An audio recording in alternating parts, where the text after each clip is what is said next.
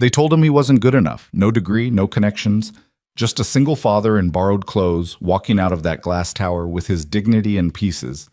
But when their $1 million system crashed right before his eyes, Ethan Cole saw something no one else did. The fatal flaw everyone had missed. What happened next would shake Riverton Dynamics to its core and prove that sometimes the people you reject are exactly the ones who can save you. This is the story of how one man's courage exposed the truth that nearly destroyed everything. Stay with me until the end, hit that like button, and comment what city you're watching from so I can see how far this story travels. The fluorescent lights of Riverton Dynamics' 23rd floor hummed with the kind of sterile efficiency that made Ethan Cole feel like a smudge on an otherwise pristine canvas. He sat in the waiting area outside Conference Room B, his hands folded in his lap, trying to ignore the way his thrift store blazer pulled tight across his shoulders. It was the nicest thing he owned, purchased 3 years ago for his wife's funeral, worn twice since then for job interviews that went nowhere. A woman in a crisp charcoal suit glanced at him as she passed, her eyes skating over him without really seeing. He was used to that. In places like this, towers of glass and steel where everyone wore confidence like cologne, men like Ethan became furniture. Functional. Forgettable. Mr. Cole? A young man with a tablet and an earpiece appeared in the doorway. They're ready for you. Ethan stood, smoothing his tie, dark blue, slightly frayed at the edges, and followed him down a corridor lined with abstract art that probably cost more than his car. The carpet was so thick it swallowed sound. Everything here whispered of money and power, of a world Ethan had only ever glimpsed from the outside. Conference Room B was smaller than he'd expected, dominated by a dark wood table that reflected the overhead lights like still water. 3 people sat on the far side, their expressions carefully neutral. The woman in the center, maybe 50, had silver hair cut in a sharp bob and eyes that assessed him in the time it took to blink. To her left, a younger man with stylish glasses and the kind of casual sweater that somehow looked expensive. To her right, an older gentleman whose suit probably cost more than Ethan's monthly rent. Mr. Cole, the silver-haired woman said, gesturing to the chair across from them. I'm Patricia Chen, Director of Human Resources. This is Marcus Holloway, VP of Technology, and Gerald Sampson, Senior Recruiter. Thank you for coming in. Thank you for having me, Ethan replied, settling into the chair. It was one of those ergonomic designs that probably adjusted 17 different ways, but he kept his back straight, his hands visible on the table. Open, honest, available. Patricia's smile was professional, practiced. I'll be frank, when Gerald brought your application to our attention, we had some concerns. You don't have a traditional background for this role. There it was, the polite corporate phrase that meant, you don't belong here. I understand, Ethan said carefully. I don't have a degree. What I do have is 12 years of hands-on experience in systems analysis and data architecture. I built the entire inventory management system for Hartwell Manufacturing from scratch. Hartwell Manufacturing, Marcus interrupted, glancing at his tablet. That's the warehouse operation in South Riverton, correct? They closed down, 18 months ago? 2 years, Ethan corrected. They were bought out by a larger competitor. But before that, the system I designed reduced their operational errors by 63% and saved them approximately $400,000 annually, and I'm sure it was impressive work, Patricia said, her tone suggesting it was anything but. However, Riverton Dynamics operates on a different scale.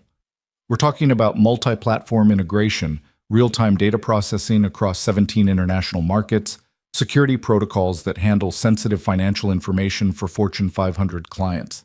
This isn't, and please don't take this the wrong way, this isn't a warehouse inventory system.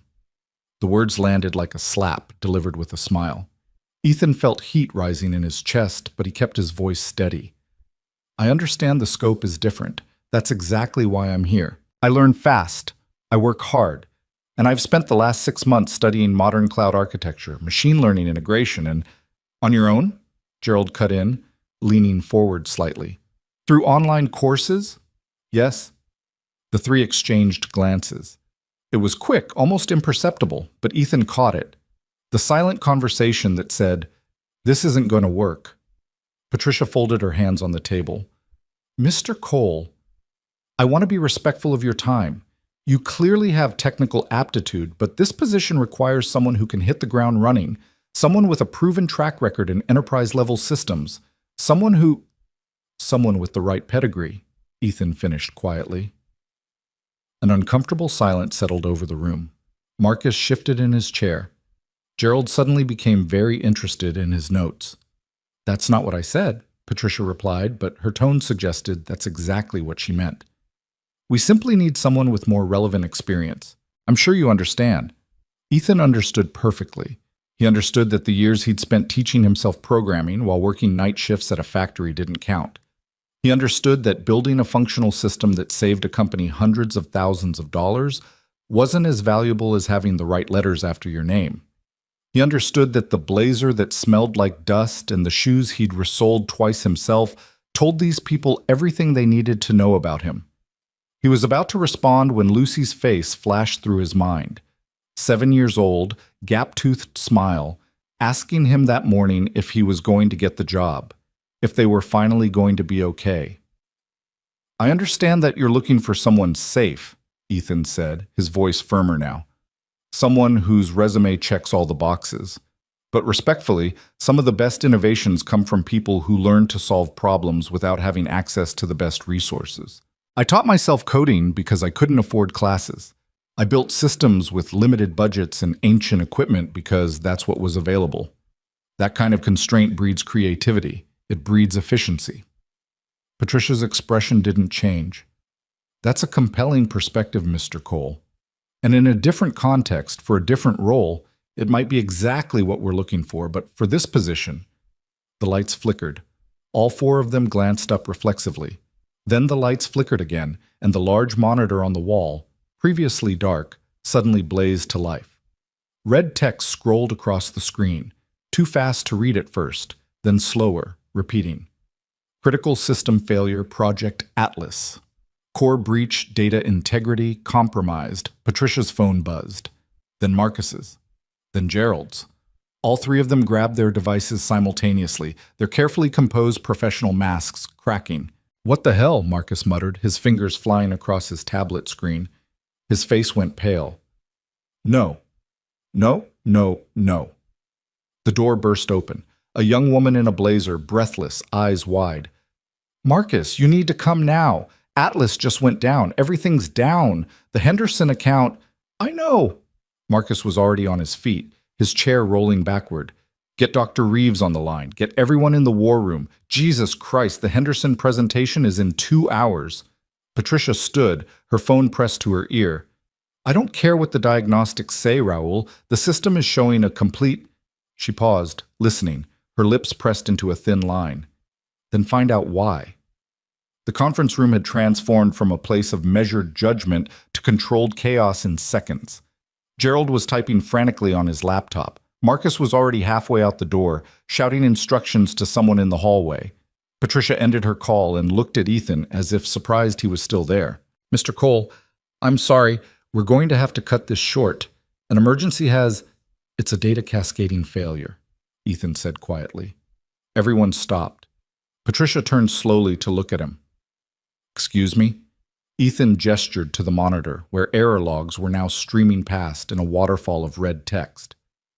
"The system is trying to verify user data against corrupted indexes. Each verification attempt is creating new error logs, which are triggering more verification attempts. It's exponential. That's why everything's crashing." Marcus, frozen in the doorway, stared at him. "How could you possibly know that from looking at..." "Because I've seen this before," Ethan said, standing. "Different system, smaller scale, but the same cascading pattern. At Hartwell, we had a similar issue when we integrated the new inventory system with the legacy database. The architecture was trying to validate data against references that no longer existed. Every failed validation created a new process thread. Within 20 minutes, the whole system locked up." Patricia's eyes narrowed. "And what did you do?" "Isolated the verification module, cleared the error queue, rebuilt the indexes from backup, then brought the system back up in read-only mode while we identified the corrupt entries." Ethan moved closer to the monitor, his eyes tracking the error codes. "But that only works if you catch it early. If this has been running for more than..." He checked his watch, calculating. More than 15 minutes. The error logs alone could be overwhelming your storage allocation. You'd need to shut down the entire system to prevent permanent corruption. The room was silent except for the relentless ping of incoming messages on 3 different phones. Marcus walked slowly back into the room, his expression somewhere between skepticism and desperate hope. Dr. Reeves is the lead architect on Atlas.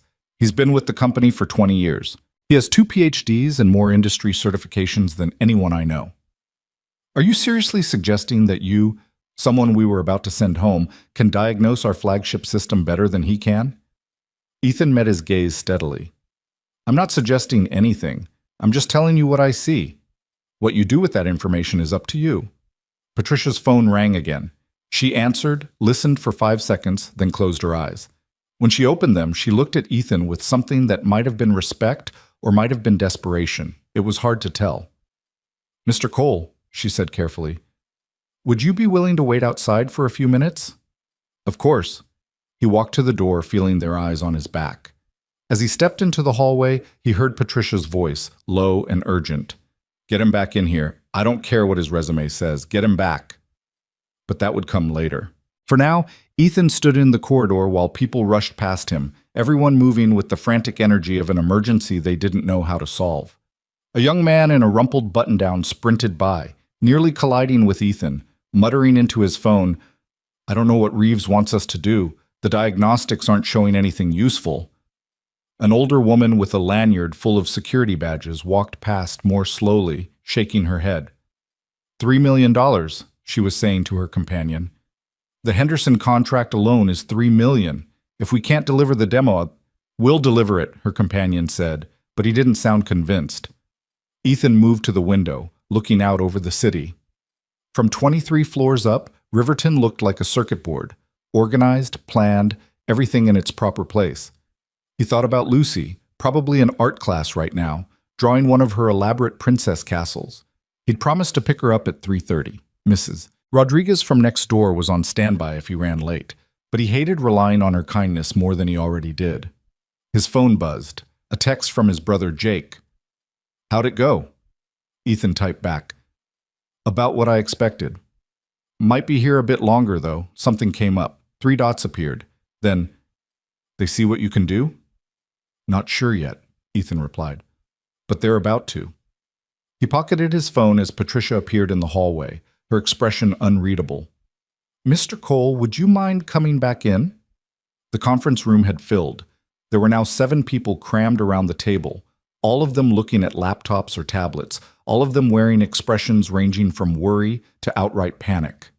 The monitor on the wall now showed a dashboard of some kind, everything lit up in angry red. A man Ethan hadn't seen before stood at the head of the table, tall, late 50s, with silver hair swept back from a high forehead. He wore an expensive suit and an air of authority that suggested he was used to being the smartest person in any room. When he turned to look at Ethan, his eyes were sharp and assessing. Mr. Cole, he said, his voice deep and measured. I'm Dr. Nolan Reeves, Chief Systems Architect. I understand you have a theory about what's happening to Atlas. It wasn't a friendly tone. It was the tone of someone whose expertise had been challenged. Just an observation, Ethan said carefully, based on the error patterns I saw on the monitor. Reeves turned back to the dashboard. We've been analyzing the system for the past 20 minutes. Our diagnostics aren't showing any issues with data verification or index corruption. What we're seeing appears to be a network throughput issue, too many concurrent users creating a bottleneck. One of the younger engineers spoke up, hesitantly. But Dr. Reeves, the user load is actually below normal for this time of day. And the network monitoring shows we're only at 60% capacity, which suggests the throughput calculations are incorrect, Reeves interrupted smoothly. We need to recalibrate the load balancers and possibly add additional server nodes. He looked at Ethan with barely concealed condescension. Cascading failures don't present this way, Mr. Cole. If we had data corruption, we'd see it in the database logs. What we have here is a capacity issue. Ethan hesitated. Everything in him wanted to argue, to point out the flaws in that reasoning, but he also recognized the dynamic in the room. Dr. Reeves wasn't just an expert. He was the expert, the person everyone else deferred to.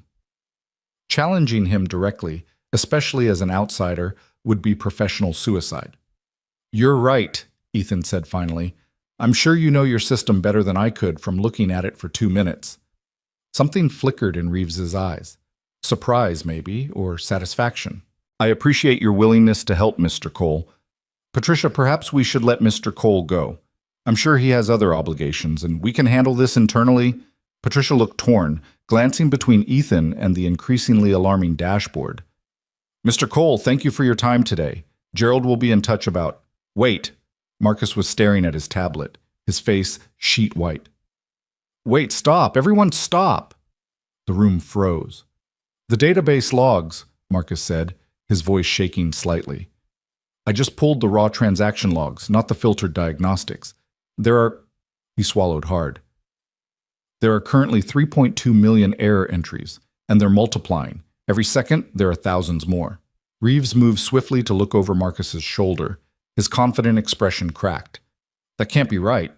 The diagnostics are filtering out repetitive errors," another engineer said, pulling up her own screen. "Oh God, it's been hiding the scope. The actual error volume it's exactly what Mr. Cole described," Patricia said quietly. She looked at Ethan with something approaching awe. "A cascading failure." Every eye in the room turned to him. Ethan took a slow breath. "How long has the system been down?" Marcus checked his tablet. "The first error logged at 9:47 a.m. It's now 10:23. 36 minutes, Ethan said. "That's past the point where a simple restart will work. The error logs are probably consuming most of your available storage by now. And if the core data has been corrupted, if the system has been writing bad data to your primary database this whole time—" He paused, seeing the growing horror on their faces. "You need to shut everything down, now, before the corruption spreads to your backup systems." "We can't shut down," Reeves said, but his voice lacked its earlier certainty. "The Henderson presentation—" "Dr. Reeves," Patricia said, her tone allowing no argument. "If Mr. Cole is right and we don't shut down, what are we looking at?" Reeves's jaw tightened. "Potentially complete data loss for Project Atlas and any connected systems." "Which includes?" "Client records, financial transactions, 18 months of development work." His voice was barely above a whisper. "Everything." The silence that followed was deafening. Patricia pulled out her phone. "I'm calling Lena." "The CEO?" Gerald's eyes went wide. "Patricia, if we escalate this to—" "She needs to know, right now." Patricia stepped out of the room, phone already to her ear. Ethan watched Dr. Reeves, saw the way the older man's hands trembled slightly as he gripped the back of a chair. This wasn't just a technical failure. It was a moment of professional crisis. Everything Reeves had built, his reputation, his authority, suddenly balanced on a knife's edge. "Mr. Cole," Reeves said without looking at him, "if you were handling this, what would be your next step?" It was an olive branch, extended with difficulty. "Immediate system shutdown," Ethan said. "All write operations stopped. Then isolate the core database and run integrity checks to determine how far the corruption is spread. If the backup systems haven't been compromised, you might be able to restore to a point before the cascade began, but you'd lose any data created in the last—" He calculated quickly, "probably the last 12 hours, minimum." 12 hours, someone muttered. "Jesus Christ." Marcus looked up from his tablet, his face grim. "The Henderson demo uses data that was uploaded yesterday afternoon. If we roll back 12 hours—" "The demo won't work," Reeves finished. "We'd be presenting them with an incomplete system. They'd walk, and they'd be justified in doing so." The door opened. Patricia returned, her expression carved from stone. "She's on her way down. ETA 3 minutes." She looked at Dr. Reeves. "Lena wants to know our options." "We don't have good options," Reeves said flatly. "We can shut down and preserve what we can, losing the Henderson account in the process. Or we can try to keep the system running long enough to fix the issue, risking total corruption." He paused. "I won't make that call alone." "No one's asking you to," Patricia replied. She turned to Ethan. "Mr. Cole, I need to know, how certain are you about the cascading failure?" All those eyes on him again. All that weight. Ethan thought about Lucy, about the rent that was due in 8 days, about the fact that he was standing in a room full of people who had been ready to dismiss him half an hour ago. He thought about how easy it would be to hedge, to soften his certainty with qualifiers and maybes. "I'm certain," he said, "and every minute you wait makes it worse." Patricia nodded once, decisively. "Then we shut down." "Wait," Reeves said. "We should at least—" "We shut down," Patricia repeated. "Marcus, initiate emergency protocols. I'll inform Lena. Gerald, start drafting a communication for the Henderson team.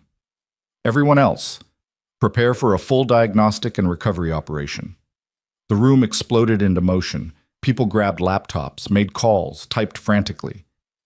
In the center of it all, Dr. Reeves stood very still, staring at the dashboard as it flickered and died, the red warnings replaced by a simple black screen with white text. "System offline." Ethan stepped back, pressing himself against the wall to stay out of the way. He watched them work. These people with their degrees and their credentials and their expensive clothes, all of them moving with controlled panic, none of them entirely sure what to do next. Patricia finished her call and caught Ethan's eye. She walked over, her expression softer than before. "Mr. Cole, I need you to stay. We might need your help with the recovery." "I don't work here," Ethan reminded her gently. "Not yet," she said. "But I'd like to change that." Before Ethan could respond, the door opened again, and a woman strode in with the kind of presence that made everyone else seem slightly out of focus. She was perhaps 40, wearing a charcoal suit that looked like it had been tailored specifically for her, her dark hair pulled back in a tight bun. Her eyes swept the room, taking in every detail in seconds. Lena Whitmore, CEO of Riverton Dynamics. "Status," she said. Not a question. A command. Patricia stepped forward.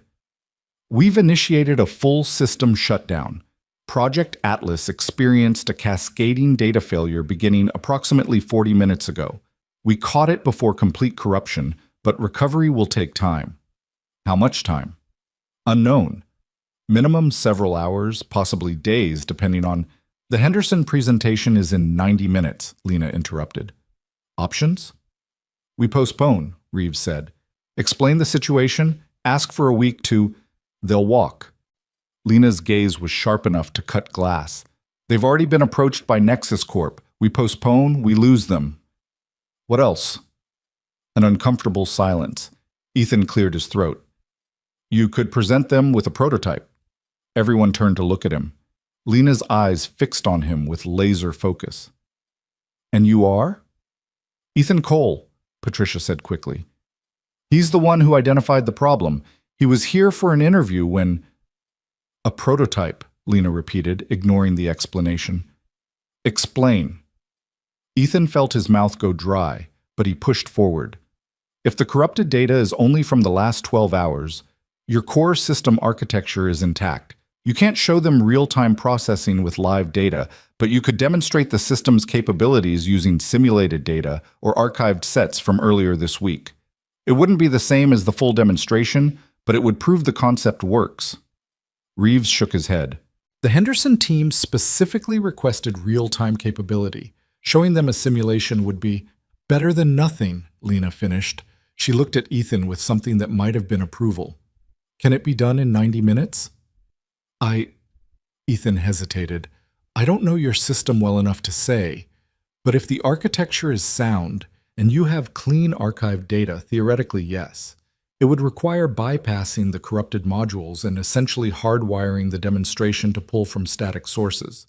It wouldn't be elegant, and anyone with technical expertise would see it's not live processing, but it would show them what the system can do," Lena said, "when it's working." She turned to Reeves. "Nolan?" The chief architect looked like he'd swallowed glass. "It's possible. We'd need to reroute the core processes, create isolated modules for the presentation environment, ensure there's no connection to the corrupted—" He stopped, seeing Lena's expression. "We can try." "You'll do more than try." Lena checked her watch. "You have 75 minutes. Use every resource you need. Patricia, delay Henderson 15 minutes. Tell them we're running final optimizations. Make it sound like we're perfecting something, not fixing something." She paused at the door, looking back at the room. Her eyes found Ethan. Mr. Cole, you're with the recovery team. Whatever they need, you provide it. We clear? Yes, Ethan managed. Good. And then she was gone, leaving a wake of tension behind her. For a long moment, no one moved. Then Dr. Reeves took a deep breath and straightened his shoulders. You heard her. Marcus, get me the system architecture diagrams. Jennifer, I need the Henderson demo specifications. Thomas, start pulling archived datasets from Monday through Wednesday, verified clean. He glanced at Ethan. Mr. Cole, you're familiar with emergency system reconstruction? Some, Ethan said carefully. Mostly smaller scale, but the principles should transfer. Then you're with me, Reeves gestured toward the door. We have 73 minutes to build a miracle. I hope that thrift store blazer is comfortable, because you're going to be wearing it for a while. The next hour passed in a blur of activity that Ethan would later struggle to fully recall. They moved to a larger space, the war room, someone called it, filled with monitors and workstations and a dozen people all working with intense focus. Reeves commanded the room like a general, delegating tasks, making decisions, his earlier condescension replaced by pure professional determination. Ethan found himself at a workstation next to a young woman named Jennifer, who walked him through the Atlas architecture at lightning speed. It was impressive work, elegant, efficient, clearly the product of years of refinement. The cascading failure hadn't been a design flaw. It had been a data integration issue, a new client upload that hadn't been properly sanitized before being fed into the verification system. We should have caught it, Jennifer muttered, her fingers flying across her keyboard. We have protocols for this exact scenario.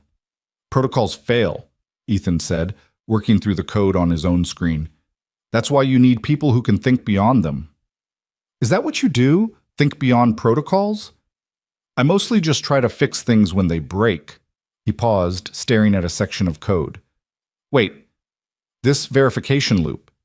It's checking against the user database every time, even for recurring users. That's redundant. If we cached the verification results for established users, the system wouldn't need to hit the database for every single transaction. Jennifer leaned over to look at his screen. That would reduce database calls by probably 70%, but it would require restructuring the entire user authentication module. Not for the demo, Ethan said. Just create a static verification table with all the established users from the archived data. The system checks there first, only queries the database for new or anomalous entries. For demonstration purposes, with controlled data, it would be functionally identical to the full system. Jennifer stared at him for a moment, then grabbed his arm. Dr. Reeves, you need to see this. What followed was a technical discussion Ethan could barely keep up with, as Reeves and 3 other engineers examined his suggestion, tested it, refined it, and ultimately implemented it in a version of the system that existed only for the Henderson demonstration. It wouldn't work for real-world deployment, not yet, but for a controlled presentation, it was exactly what they needed. 55 minutes later, with 10 minutes to spare, they had something that resembled a functional system. It's not perfect, Reeves said, reviewing the final checks. There are edge cases we haven't accounted for, and if they ask for anything outside the scripted demo, we're exposed. But if they follow the standard presentation flow, it'll work, Marcus said, though he didn't sound entirely convinced. Lena appeared in the doorway, flanked by 4 people in expensive suits, the Henderson team. She surveyed the room, her gaze sharp, then gave Reeves an almost imperceptible nod. Showtime. Ethan watched from the back as Reeves and Marcus led the presentation. They were good, smooth, confident, walking the Henderson representatives through Atlas's capabilities with the practiced ease of people who'd done this 100 times. The system responded perfectly, processing simulated transactions, displaying analytics, demonstrating integration capabilities. To anyone who didn't know what had happened that morning, it looked flawless. The Henderson CEO, a woman with sharp features and sharper eyes, asked questions. Technical questions. Probing questions. Reeves answered them without hesitation, and when Marcus hit a stumbling block on one particularly complex query, Jennifer smoothly stepped in with an explanation that was both accurate and reassuring. 40 minutes later, the Henderson team left with smiles and promises to send the contract by end of day. The war room exhaled collectively. "We did it," someone said, and then everyone was talking at once, relief and exhaustion mixing into something like joy. Marcus hugged Jennifer. Another engineer literally collapsed into a chair. Even Reeves allowed himself a small smile. Ethan slipped toward the door, thinking he could disappear before anyone noticed. He'd done what they needed. He should go, pick up Lucy, get back to his real life. "Mr. Cole," he turned. Lena stood in the doorway, her expression unreadable. "Ms. Whitmore," he said, "congratulations on the walk with me." It wasn't a request. They walked in silence down a corridor that seemed to stretch forever, past offices with glass walls where people worked in isolated bubbles of concentration. Lena's heels clicked against the polished floor, a metronome of authority. "Patricia tells me you don't have a degree," Lena said finally. "No, ma'am." "No formal certifications in systems architecture." "No, ma'am." "And yet you identified a critical failure that our chief architect, a man with 2 PhDs and 20 years of experience, missed." Ethan didn't know what to say to that, so he said nothing. They reached a corner office, Lena's presumably, and she gestured for him to enter. The space was elegant but sparse. A desk, a few chairs, minimal decoration except for a single photograph on the desk. Lena with a young boy, both of them laughing. "Sit," she said. He sat. Lena remained standing, looking out the window at the city below. "Do you know why we nearly lost everything this morning? A data integration error that, because we've become complacent," she interrupted. "We hire the best people, give them the best resources, and then we assume that's enough. We stop questioning. We stop looking at things with fresh eyes." She turned to face him. "You walked into that conference room as someone we'd already decided didn't belong. And in 60 seconds, you saw what our entire technical team had missed." "I just happened to have seen something similar before," Ethan said. "Right place, right time." "Humility is admirable, Mr. Cole, but false humility is waste of time." Lena sat on the edge of her desk. "I looked at your file after the crisis began. Hartwell Manufacturing, the system you built there, increased efficiency by 63%. That's extraordinary. It was a small operation. That doesn't make it less extraordinary." She paused. "I also learned about your wife. I'm sorry." The words hit unexpectedly, a brief crack in the professional armor Ethan had been maintaining all day. "Thank you. You're raising your daughter alone." "Yes." "Then you understand something that many people in this building don't. What it means when there's no safety net. When failure isn't just embarrassing, it's catastrophic." Lena's eyes were sharp, but not unkind. That kind of perspective is valuable. It makes you careful. It makes you see things others miss. Ethan wasn't sure where this was going, so he waited. "I'm not offering you the senior position you interviewed for," Lena said. "That role requires experience and credentials you don't have, and despite your impressive diagnosis this morning, I can't justify that level of placement." "Of course." Ethan felt the familiar weight of disappointment settling on his shoulders. "I understand." "I'm not finished." Lena's tone was firm. "I'm offering you a junior analyst position on the Atlas recovery team. The pay is probably less than you hoped for, and the work will be demanding. You'll report to Dr. Reeves, and I won't lie to you. He's not entirely happy about this arrangement, but you'll have access to our systems, our training resources, and our projects. You'll learn more in 6 months here than you would in 6 years anywhere else." Ethan stared at her. "You're offering me a job?" "I'm offering you an opportunity." Lena stood, walked around her desk, and pulled out a folder. "This is the offer letter. Standard junior analyst compensation, benefits package, 60-day probationary period. Review it, and if you're interested, have it back to Patricia by end of day tomorrow." She handed him the folder. Ethan took it with hands that weren't entirely steady. "One more thing," Lena said. "What happened this morning doesn't leave this building. As far as anyone outside this company knows, we successfully completed a scheduled presentation to the Henderson team. No system failure, no crisis, no last-minute heroics. The people in that war room know what you did, and that matters. But we don't advertise our vulnerabilities to the world. Understood?" Understood. Good. Lena extended her hand. Welcome to Riverton Dynamics, Mr. Cole. Try not to save the company on your first day next time. It sets an unreasonable precedent. Ethan shook her hand, still processing. Thank you. Thank you. Don't thank me yet. You haven't met your actual workload. But there was the ghost of a smile on her face. He left her office in a daze, the folder clutched in his hand like a talisman. The building seemed different now, still intimidating, still foreign, but no longer quite as impenetrable. People passed him in the hallway, and a few of them nodded, having seen him in the war room. One of them, Jennifer, actually gave him a small wave. Mr. Cole! Patricia was walking briskly toward him, her earlier stress replaced by something resembling satisfaction. I take it Lena made you an offer? She did. And? I need to read it over. Talk to... He stopped. Who am I kidding? Yes. The answer is yes. Patricia laughed, a genuine sound of relief. Good. I'll expect the paperwork tomorrow. Your start date would be next Monday, which gives you time to arrange childcare and... Wait. Ethan checked his watch. His heart sank. Oh no. Oh no, no, no. What?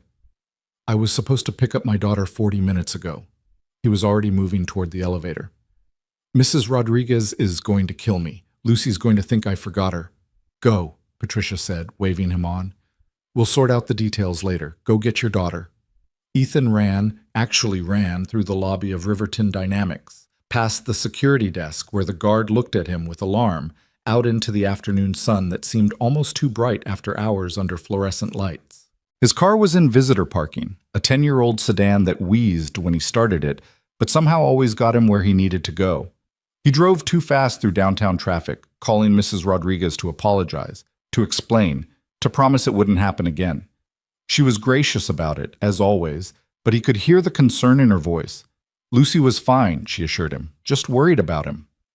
The elementary school pickup line had long since dispersed. Ethan pulled up to the curb where Mrs. Rodriguez's ancient blue Honda sat idling.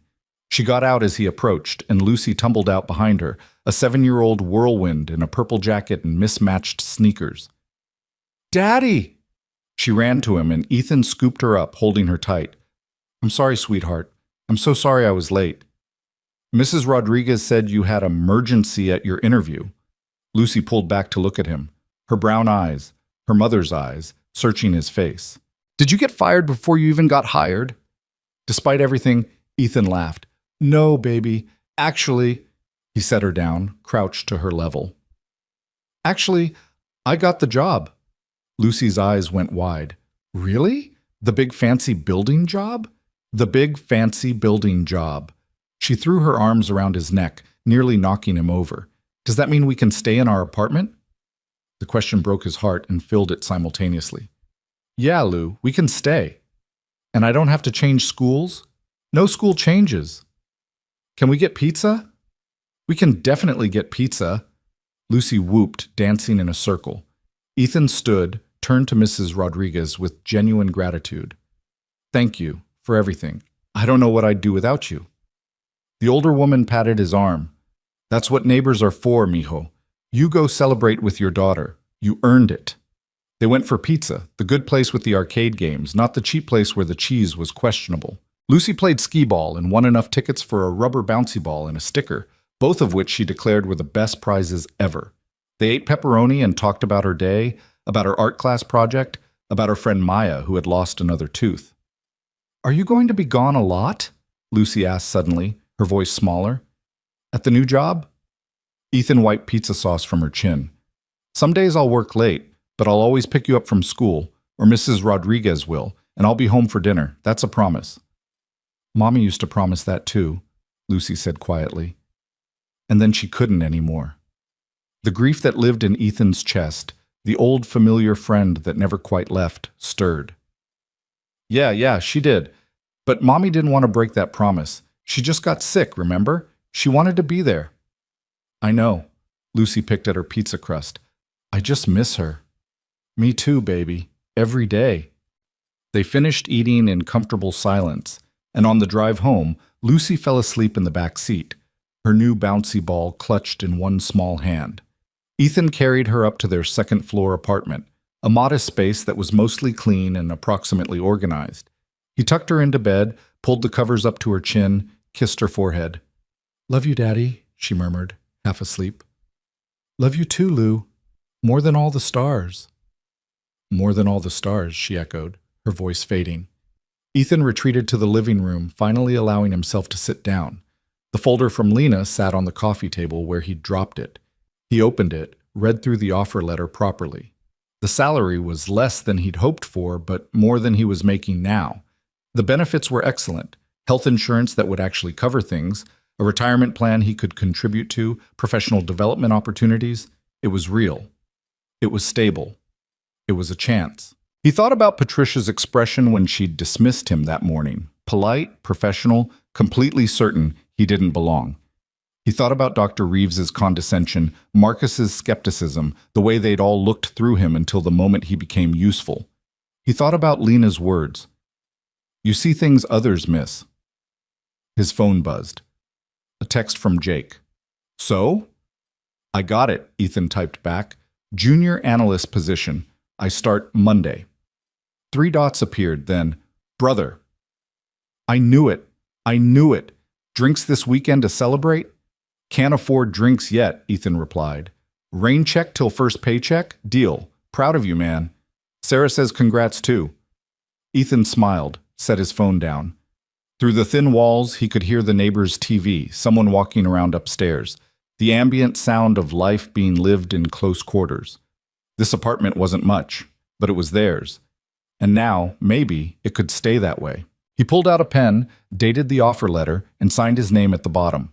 Whatever came next, whether he succeeded or failed, whether he proved himself or fell short, at least he'd have tried. At least he'd been given the chance. And sometimes, that's all anyone could ask for. Outside, the city lights began to glow against the darkening sky. Ethan sat in his small living room, in his borrowed blazer that smelled like dust, holding a signed contract that felt like redemption. Monday would come. The work would be hard. The challenges would be real. But tonight, for the first time in a long time, the future felt less like a threat and more like a possibility. And that was enough. Monday morning arrived with the kind of crisp autumn air that made everything feel like a new beginning. Ethan stood outside Riverton Dynamics at 7:30, 15 minutes early, wearing the same blazer but a different tie, navy blue this time, borrowed from Jake, who'd insisted on contributing something to the occasion. Lucy had made him promise to text her at lunch, and Mrs. Rodriguez had squeezed his hand at the door with a whispered, "Make us proud, mijo." The lobby was already bustling with people who moved with purpose, their security badges swinging from lanyards as they swiped through turnstiles. Ethan approached the security desk where a different guard sat, younger than the one from Friday, with kind eyes and a nameplate that read, Marcus Chen. "First day?" Marcus asked, and Ethan wondered if his nervousness was that obvious. "Is it that clear?" "You've got the look. Don't worry, everyone's terrified their first day. ID?" Ethan handed over his driver's license, and Marcus typed information into his computer, then pulled out a temporary badge. "This will get you through today. HR will have your permanent one by end of week. You're on 23, right?" "Yes." "Elevators are to your left. Good luck." The ride-up felt longer than it had on Friday, each floor a small eternity. When the doors opened on 23, Patricia was waiting in the lobby area, looking significantly less stressed than the last time he'd seen her. "Mr. Cole?" she said with a warm smile. "Right on time. How are you feeling?" "Terrified," he admitted. "Good. Means you're taking it seriously." She gestured for him to follow. "We'll start with the basics. Get you set up with IT, show you your workspace, introduce you to the team. Dr. Reeves is in meetings until 10, so you'll have time to settle in before you meet with him." They walked through a maze of corridors and open workspace areas where people hunched over monitors or gathered in small clusters discussing projects Ethan couldn't yet comprehend.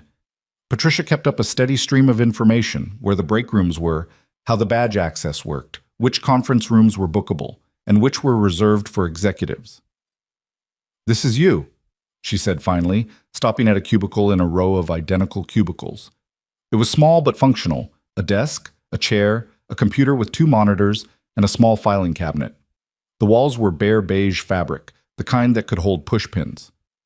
"It's perfect," Ethan said, and meant it. "It should be here in about 15 minutes to get you set up. In the meantime," Patricia handed him a thick folder. "Employee handbook, benefits information, building policies, and your onboarding schedule for the week. There's also a welcome packet from the Atlas team. They're excited to have you." Ethan wasn't sure he believed that last part, but he appreciated the sentiment. Patricia left him with a promise to check in later, and he sat in his new chair, in his new cubicle, surrounded by the low hum of office life, feeling simultaneously grateful and utterly overwhelmed.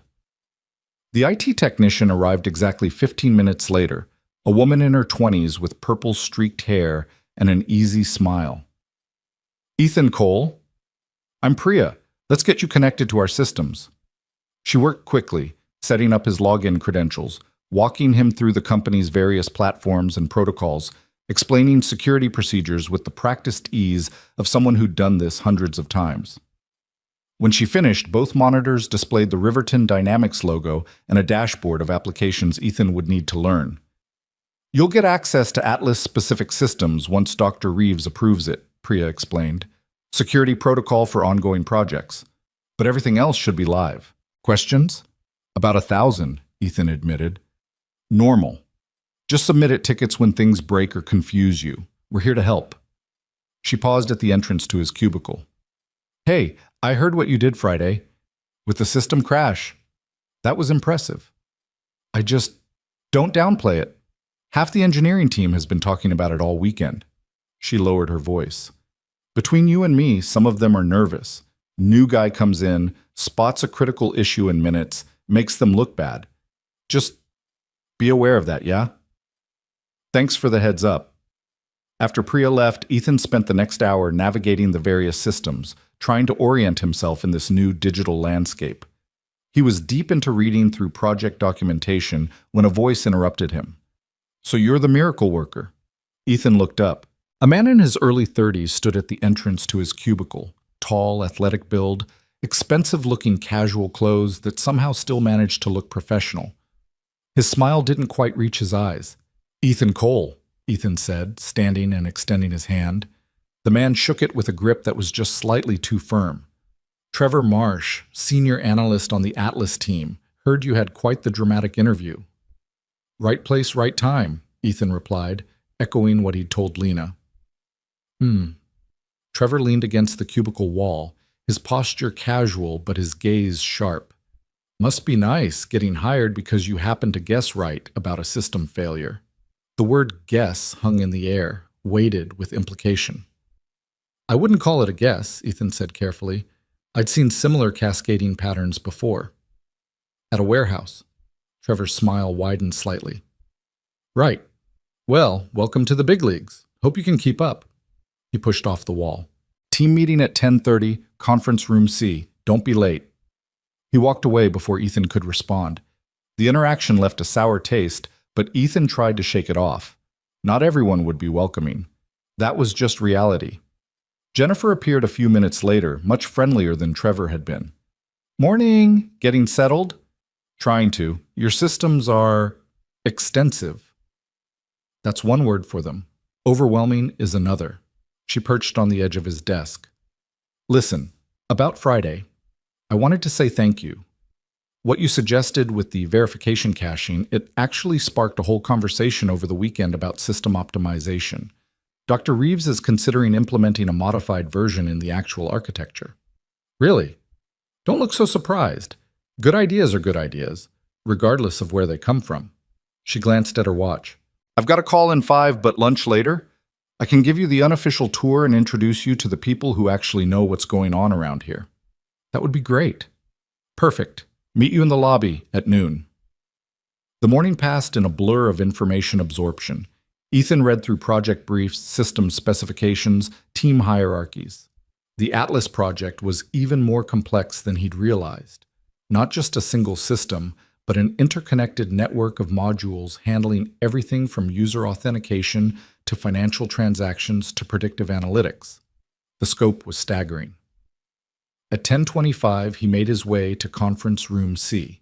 Several people were already there. including Jennifer and Trevor.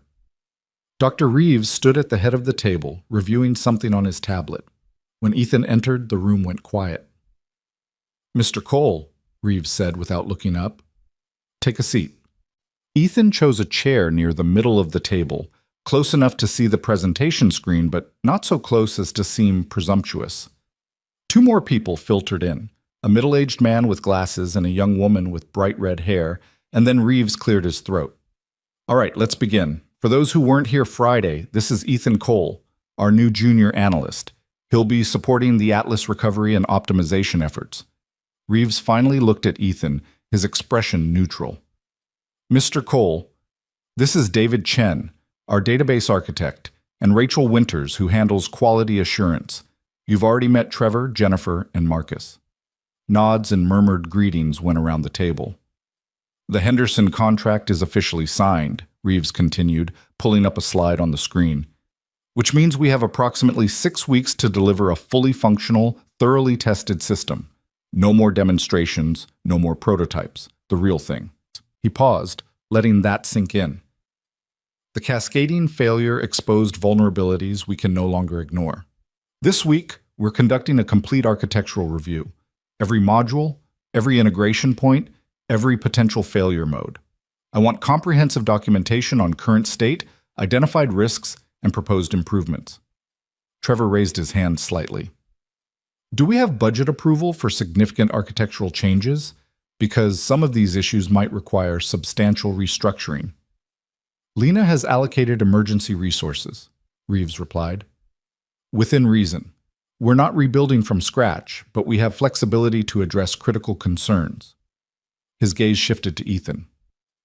"Mr. Cole, your first assignment is to review the user authentication and verification modules. Jennifer will provide you with the relevant documentation. I want a full analysis by Friday, current functionality, identified issues, and recommendations." "Understood," Ethan said, ignoring the knot of anxiety in his stomach. 4 days to analyze systems he'd never seen before and provide meaningful recommendations. No pressure. The meeting continued for another 40 minutes, diving into technical details that sometimes went over Ethan's head. He took notes furiously, making mental flags of things he'd need to research later. When it finally ended, people dispersed quickly, each returning to their own urgent tasks. Jennifer caught up with Ethan in the hallway. "Don't look so worried. Authentication and verification are actually some of the cleaner modules. You'll be fine. I have 4 days to become an expert on systems I just learned exist. Welcome to Riverton Dynamics. Impossible deadlines are kind of our thing." She grinned. "Come on, I'll get you set up with access to the code repositories and documentation. Then lunch, and I'll explain all the office politics you need to navigate." The afternoon was intense. Jennifer walked Ethan through the authentication architecture, explaining the logic flows and integration points, pointing out where Friday's failure had originated and how it had propagated through the system. The code was elegant but complex, the product of multiple developers over several years, each leaving their own stylistic fingerprints. "The core issue," Jennifer explained, pulling up a particularly dense section of code, "is that we built for scalability but didn't adequately plan for data corruption scenarios. The system assumes data integrity and has minimal fallback protocols when that assumption fails." Ethan studied the screen. "What if you implemented verification tiers, quick checks for established users, deeper verification for new or flagged accounts, and circuit breakers that isolate problems before they cascade?" "That's actually similar to what I was thinking."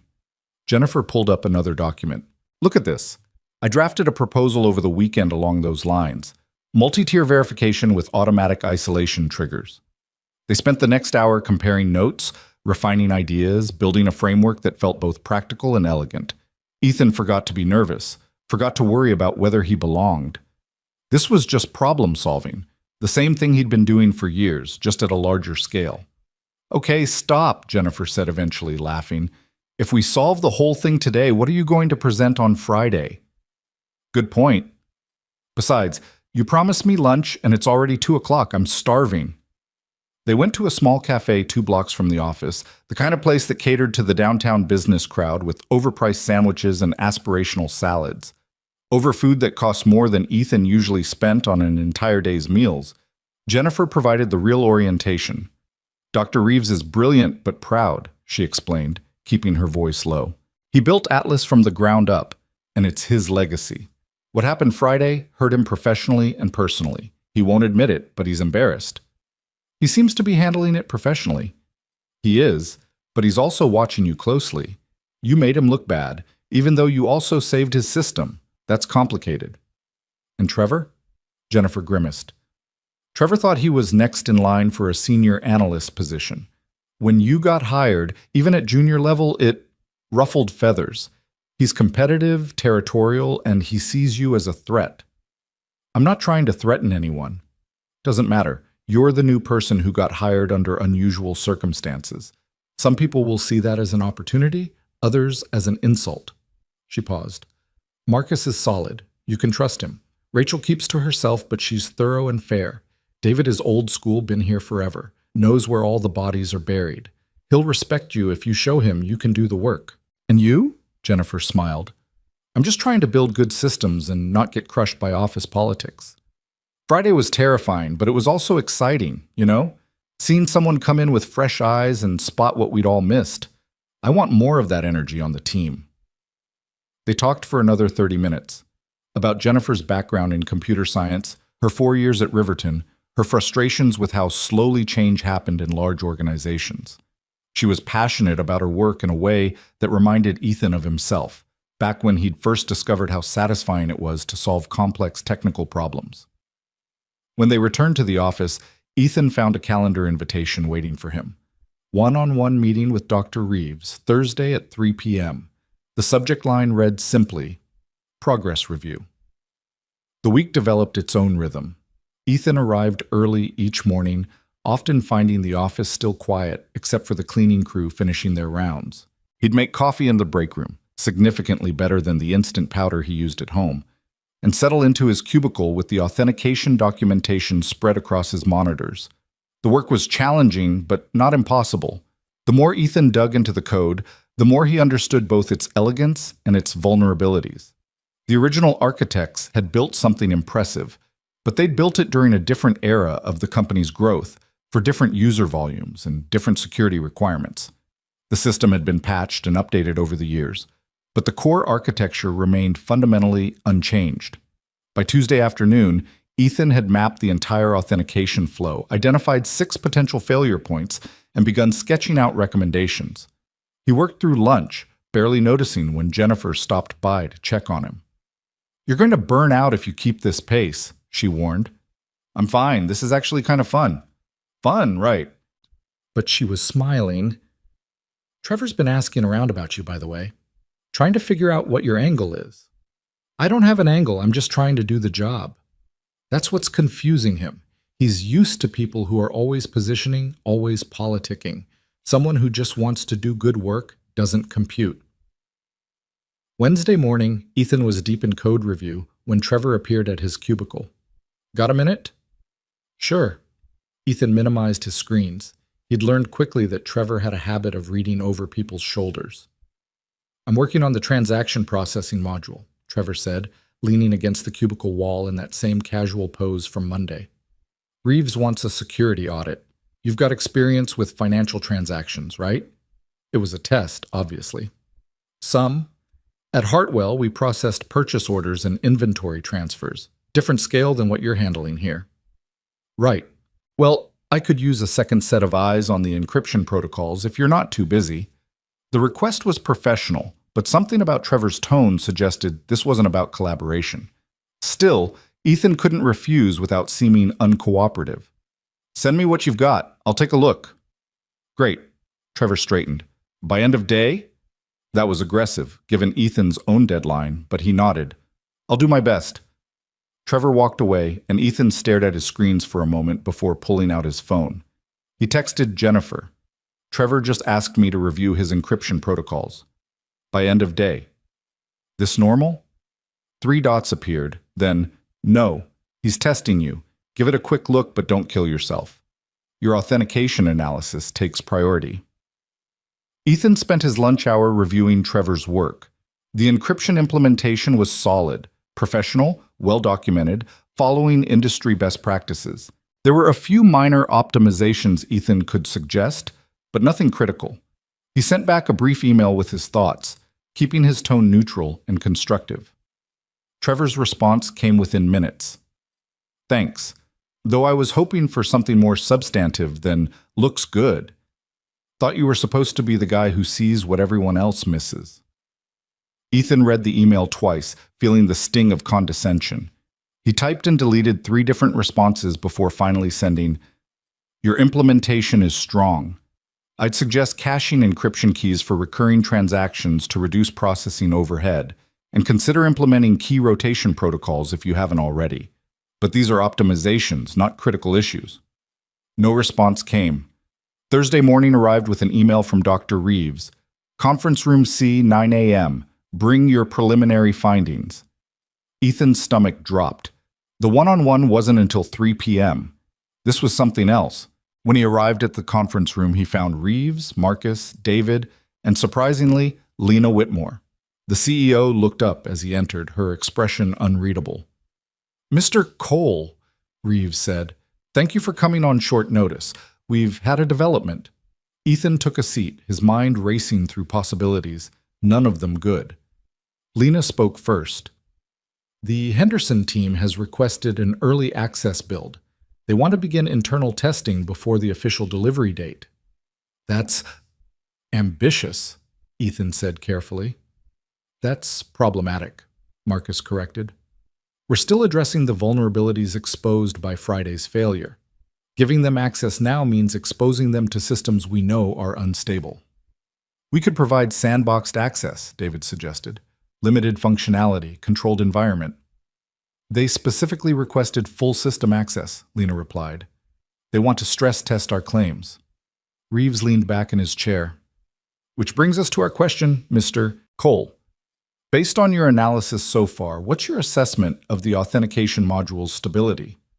All eyes turned to him. Ethan thought about the code he'd been reviewing, the vulnerabilities he'd identified, the recommendations he hadn't finished documenting. "The core functionality is sound," he said slowly, "but there are edge cases that could cause issues under stress testing. The verification system still doesn't have adequate fallback protocols for data inconsistencies. If the Henderson team's test data contains any anomalies, and most real-world data does, we could see similar cascading issues." Silence. "So your recommendation is," Lena prompted. "We're not ready," Ethan said. "Not for full access. A sandboxed environment with curated test data could work, but giving them unrestricted access to the current build is risky." Marcus nodded. "I agree with that assessment." "As do I," David added. Reeves was quiet for a long moment, his fingers steepled in front of him. "This puts us in a difficult position. Saying no to a major client's reasonable request makes us look unprepared or incompetent. Saying yes and then having another system failure makes us look worse," Lena countered. She looked at Ethan. "How long would it take to implement adequate safeguards?" "For the authentication module alone? If we focus on the critical vulnerabilities and implement circuit breakers, maybe 2 weeks. But that's just one module. If other parts of the system have similar issues, they do," Marcus said quietly. "I've been reviewing the transaction processing. There are concerns." Lena stood, walking to the window. "So we're looking at a minimum of 2 weeks, possibly more, before we can safely provide early access." "Yes," Reeves said. The admission seemed to cost him something. "Then that's what I'll tell Henderson." Lena turned back to the group. "But I need to give them something. A timeline, a plan, confidence that we're addressing their concerns seriously." She looked at Reeves. "Nolan, I need a comprehensive review of all Atlas modules. Identified risks, mitigation strategies, realistic timelines. Can you have that by Monday?" "That's..." Reeves stopped, recalculated. "Yes, but it will require pulling resources from other projects." "Do it. This is our priority." Lena gathered her tablet. "Mr. Cole, I want you on that review team. Your fresh perspective has proven valuable." She paused at the door. "And everyone in this room, what we discussed stays here. Henderson gets confident professionalism, not panicked scrambling. Clear?" Murmured agreements followed her out. After she left, Reeves stood slowly. Well, I suppose we have our weekend plans. He looked at Ethan, and there was something in his expression that might have been respect. Your honesty just saved us from a potentially catastrophic mistake. That took courage. I just answered the question, Ethan said. You answered it truthfully when you could have hedged or deflected. That matters.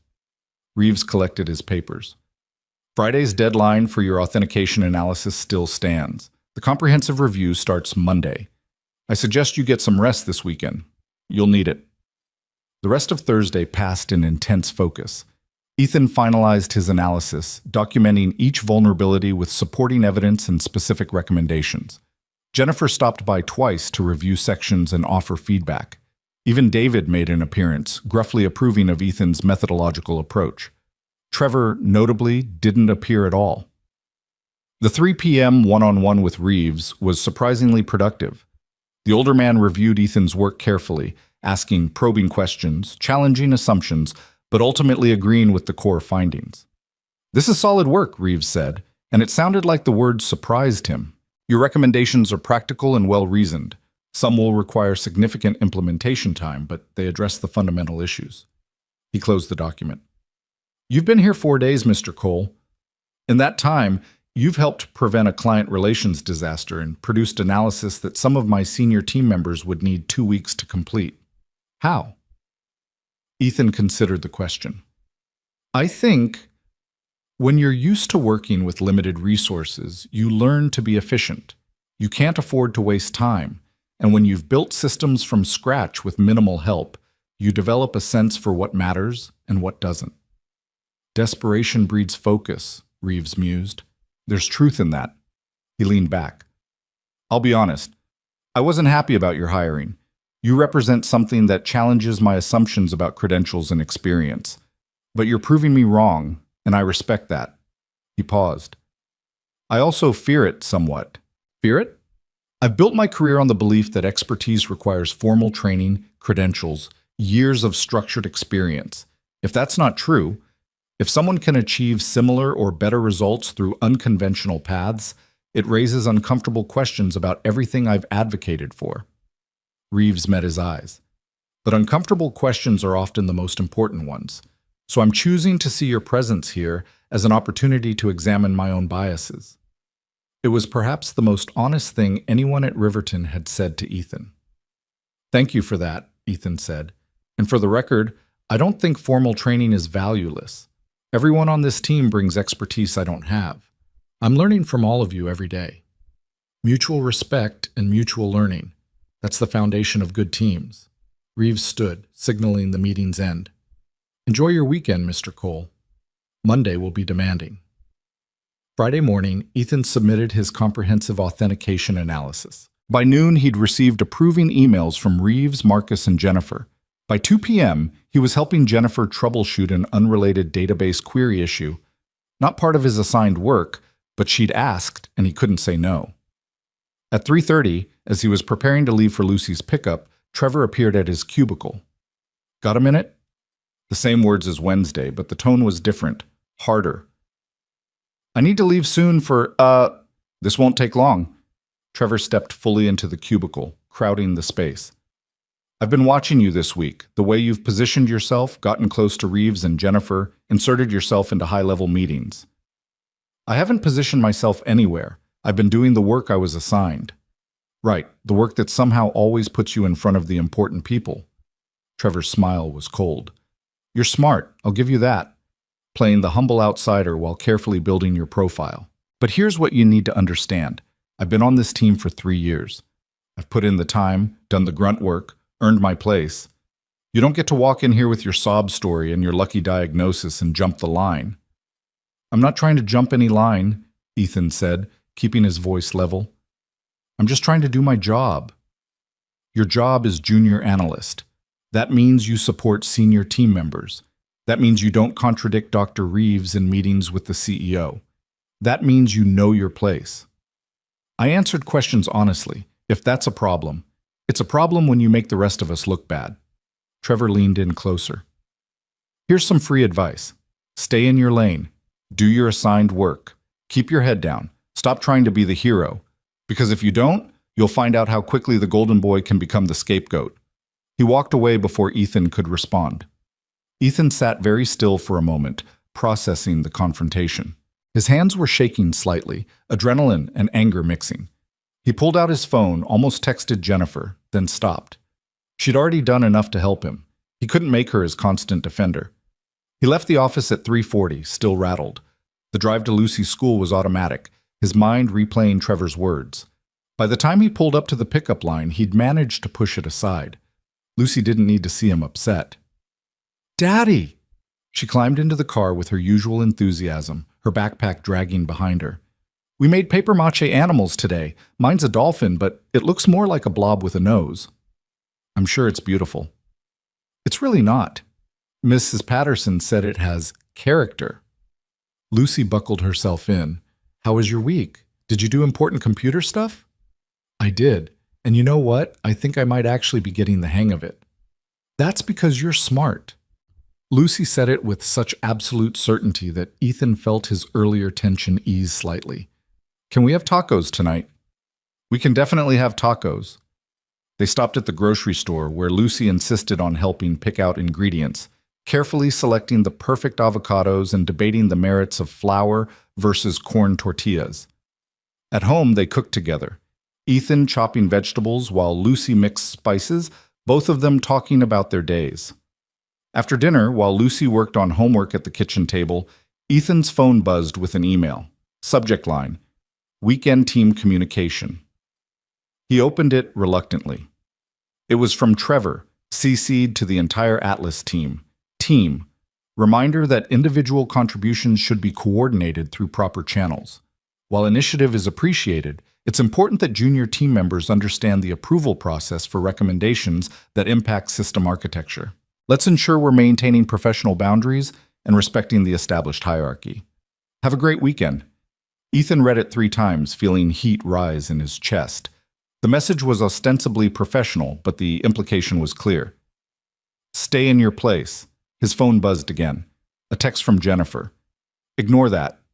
Trevor's just threatened. Your work this week was excellent. Another text, this one from Marcus. Trevor's email was out of line. Reeves knows it. Don't let it get to you.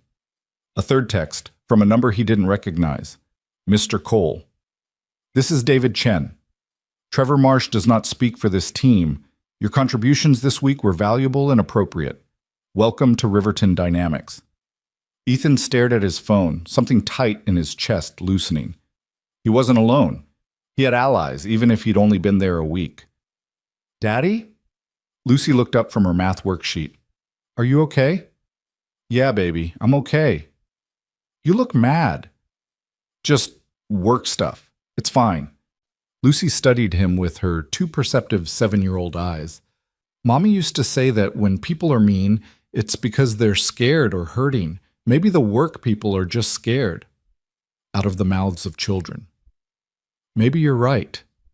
I'm usually right. Lucy returned to her homework with complete confidence, leaving Ethan to marvel at her wisdom.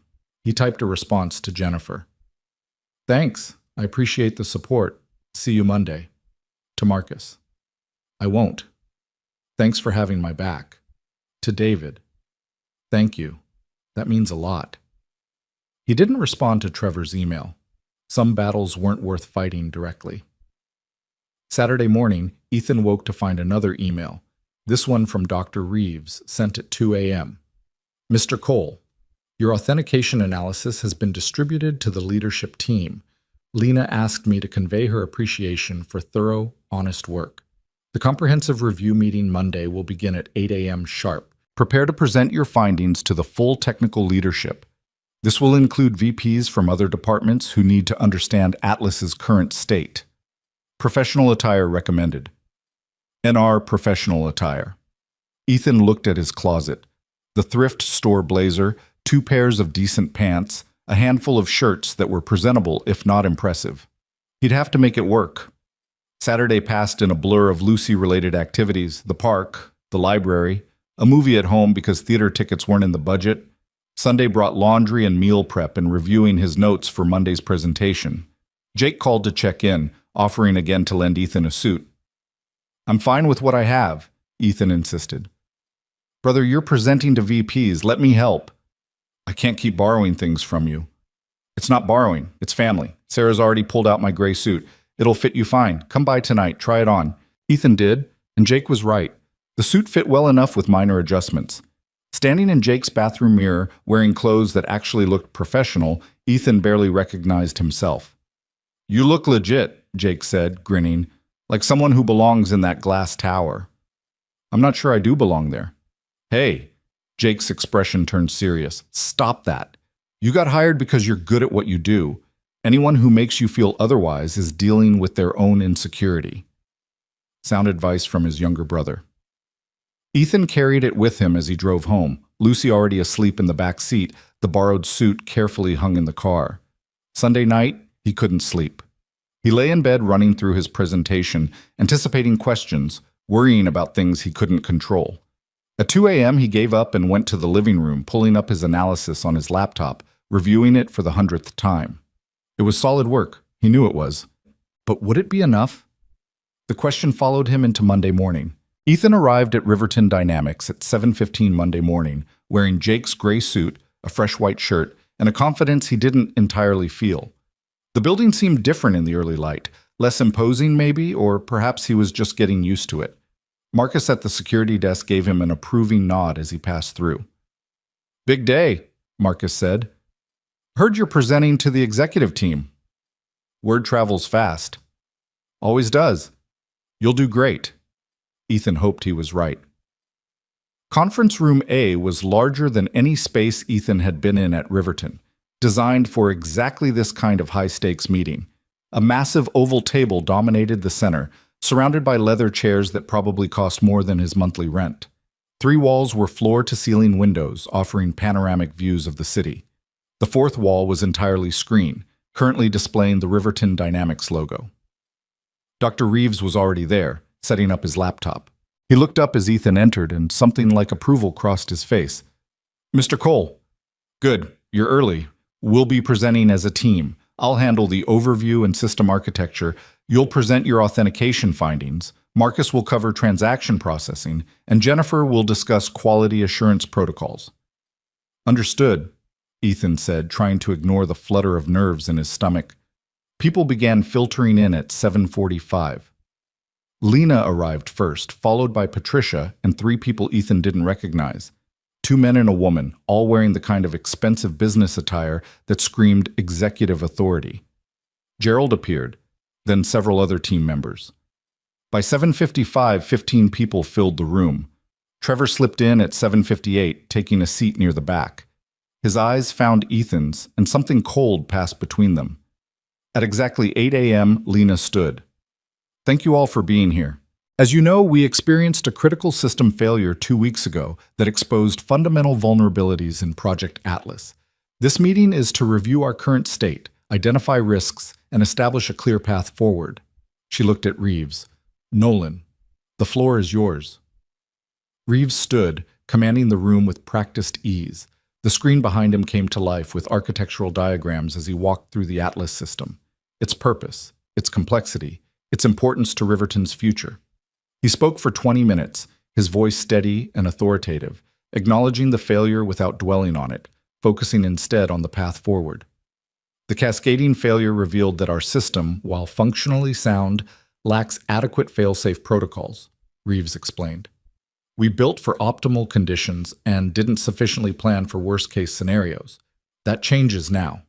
He advanced to the next slide.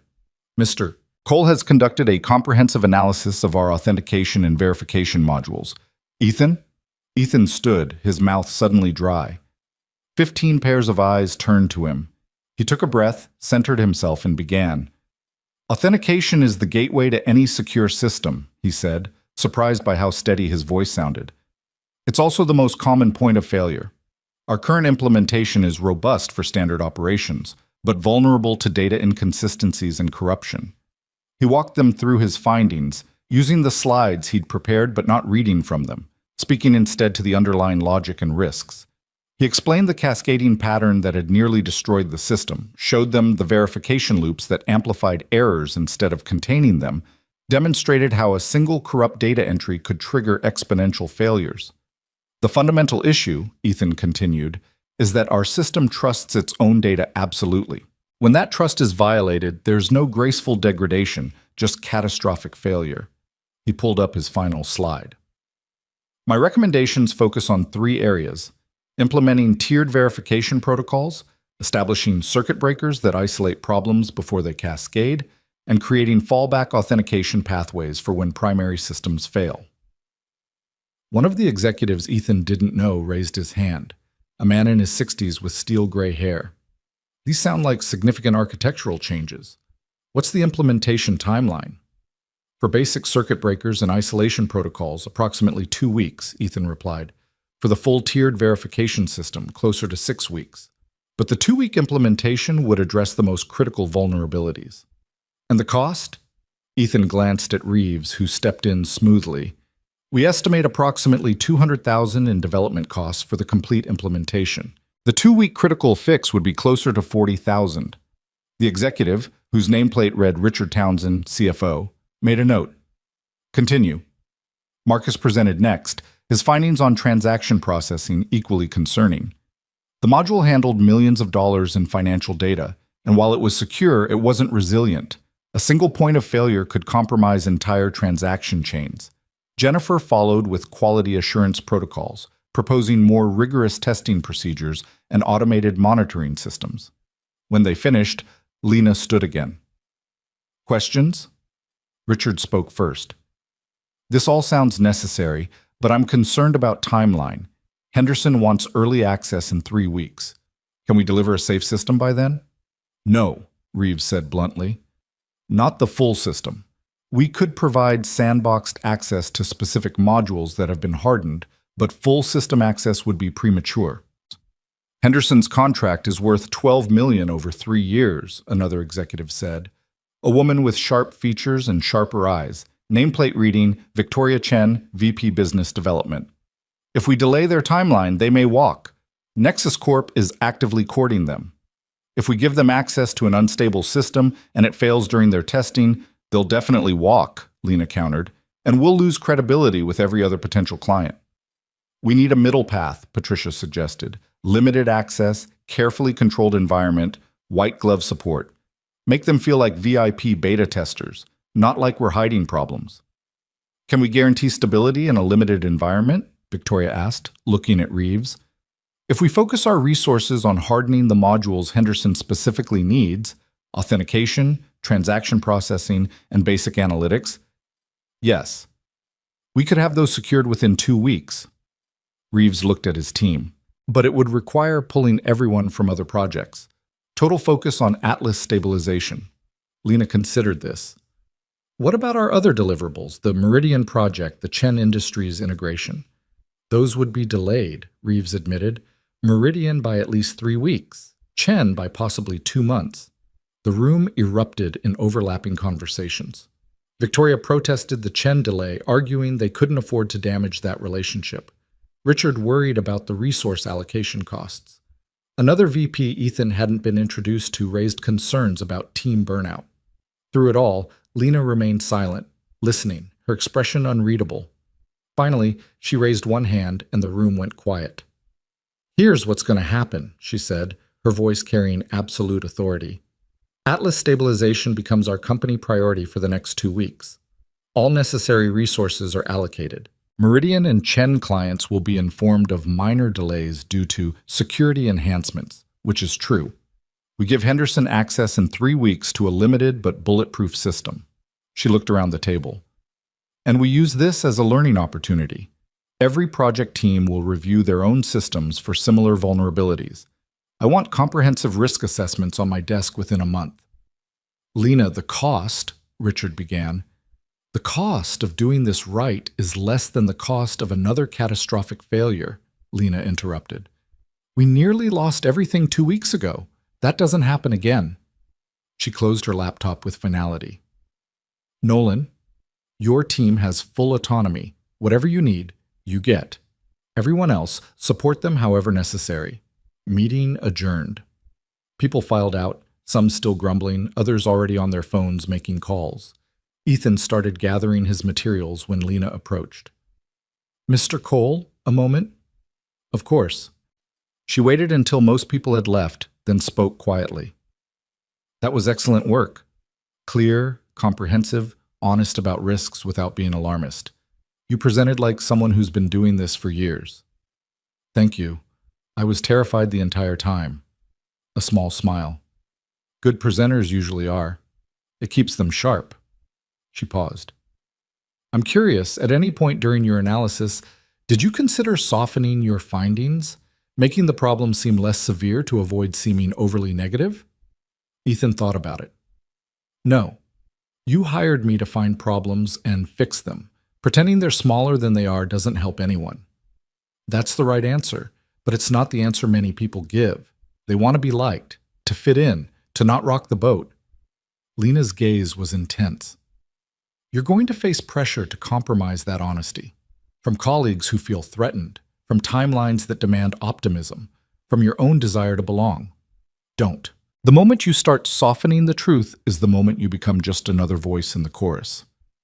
That's not exactly an easy path. No, it's not. But it's the right one. She moved toward the door, then stopped. One more thing. Trevor Marsh is a competent analyst, but a political creature. He sees your success as his failure. Be aware of that. I am. Good. Patricia will send you the updated project schedule. Prepare for long days. And then she was gone, leaving Ethan alone in the vast conference room. Jennifer found him 10 minutes later, still standing by the window, processing everything. There you are. You killed it up there. Even Victoria was impressed, and she's never impressed.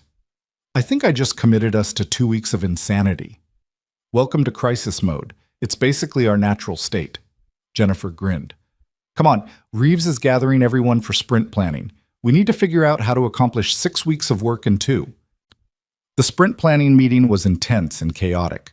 Reeves divided the team into subgroups, each focused on specific modules. Ethan found himself leading the authentication workstream with Jennifer and 2 other engineers he'd barely met, a quiet woman named Lisa and an enthusiastic recent graduate named Ahmed. Your analysis identified 7 critical vulnerabilities, Reeves said, pulling up Ethan's documentation. I want 4 of them resolved by end of week, the other 3 by the following Monday. Can you do that? We'll have to, Ethan replied, because what else could he say? The next 5 days blurred together into a continuous stream of code reviews, implementation sessions, testing cycles, and problem solving. Ethan arrived at 6 a.m. and left at 8 p.m., grabbing dinner from the cafeteria and eating at his desk. Mrs. Rodriguez picked up Lucy from school each day, fed her dinner, helped with homework. Ethan would stumble home exhausted, tuck Lucy in, then collapse into his own bed only to start over the next morning. On Tuesday afternoon, while debugging a particularly stubborn verification loop, Ethan noticed something odd. A section of code that should have been straightforward instead took a convoluted path through multiple functions. He traced it back, following the logic, and found himself in a part of the authentication system that wasn't documented in any of the official architecture diagrams. Jennifer, he called across their shared workspace, come look at this. She rolled her chair over. What am I looking at? This authentication pathway. It's creating duplicate user records under certain conditions, and it's not in any of the documentation. Jennifer studied the screen, her expression darkening. Oh no. What? This is legacy code from the original Atlas implementation 3 years ago. It was supposed to be deprecated when we upgraded the system last year, but she pulled up another file. Someone left it active. It's running parallel to the new authentication system. Which means what? Which means we've been creating duplicate user records for certain types of accounts for potentially years. And if those duplicates have even slightly different data, they'd trigger verification conflicts, Ethan finished, which would explain why the cascading failure happened. It wasn't just the new client upload. It was the interaction between the upload and these legacy duplicates. They stared at each other, the implications sinking in. We need to tell Reeves, Jennifer said, right now. They found him in conference room C reviewing Marcus's transaction processing code. When they explained what they'd found, his face went through several expressions in rapid succession: confusion, understanding, and finally, resignation. Show me, he said quietly. They walked him through it, pulling up code files. demonstrating the parallel authentication pathways, showing him the duplicate records that had been accumulating in the database. With each piece of evidence, Reeves seemed to age slightly. "This is my fault," he said finally. "I architected the upgrade last year. I should have verified the legacy code was fully deprecated." "The system is complex," Jennifer offered. "These kinds of things slip through." "They shouldn't, not on a project this critical." Reeves ran his hand through his silver hair.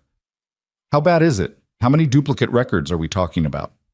Ethan had already run the query. "Approximately 12,000. Out of 200,000 total users, that's 6%. 6% of our user base has been operating with corrupted authentication data for over a year," Reeves said. It wasn't a question. "And we never caught it because the duplicates were similar enough that most verification checks passed. Until the Henderson upload created enough new data to trigger mass verification failures across all the duplicates simultaneously." "That's our theory," Ethan confirmed. Reeves stood very still for a long moment. Then he picked up his phone and called Lena. "We need to meet. Now. All senior technical leadership, conference room A." He ended the call and looked at Ethan and Jennifer. "You two are presenting this. 15 minutes. The emergency meeting was smaller than Monday's session. Just Lena, Patricia, Richard, Marcus, David, and Dr. Reeves. Ethan and Jennifer laid out their findings, showing the code, the duplicate records, the timeline of accumulation. When they finished, the silence was heavy. "So the system has been fundamentally flawed for over a year," Lena said. Not a question, a statement. "Yes," Reeves said, his voice hollow. "And during that time, we've been processing financial transactions, storing sensitive client data, and building our flagship product on compromised foundations." "Yes." Richard leaned forward. "What about data integrity? Are client transactions accurate?" "Transaction processing was separate from authentication," Marcus interjected. "The financial data itself should be intact, but user accounts, activity logs, anything tied to authentication could have inconsistencies." "Could have or does have." Lena's eyes were sharp. "We'll need to run comprehensive audits to know for certain," Ethan said. "But given the duplicate patterns we're seeing, I'd estimate at least some inconsistencies exist." Patricia closed her eyes briefly. "If this becomes public..." "It doesn't," Lena said firmly.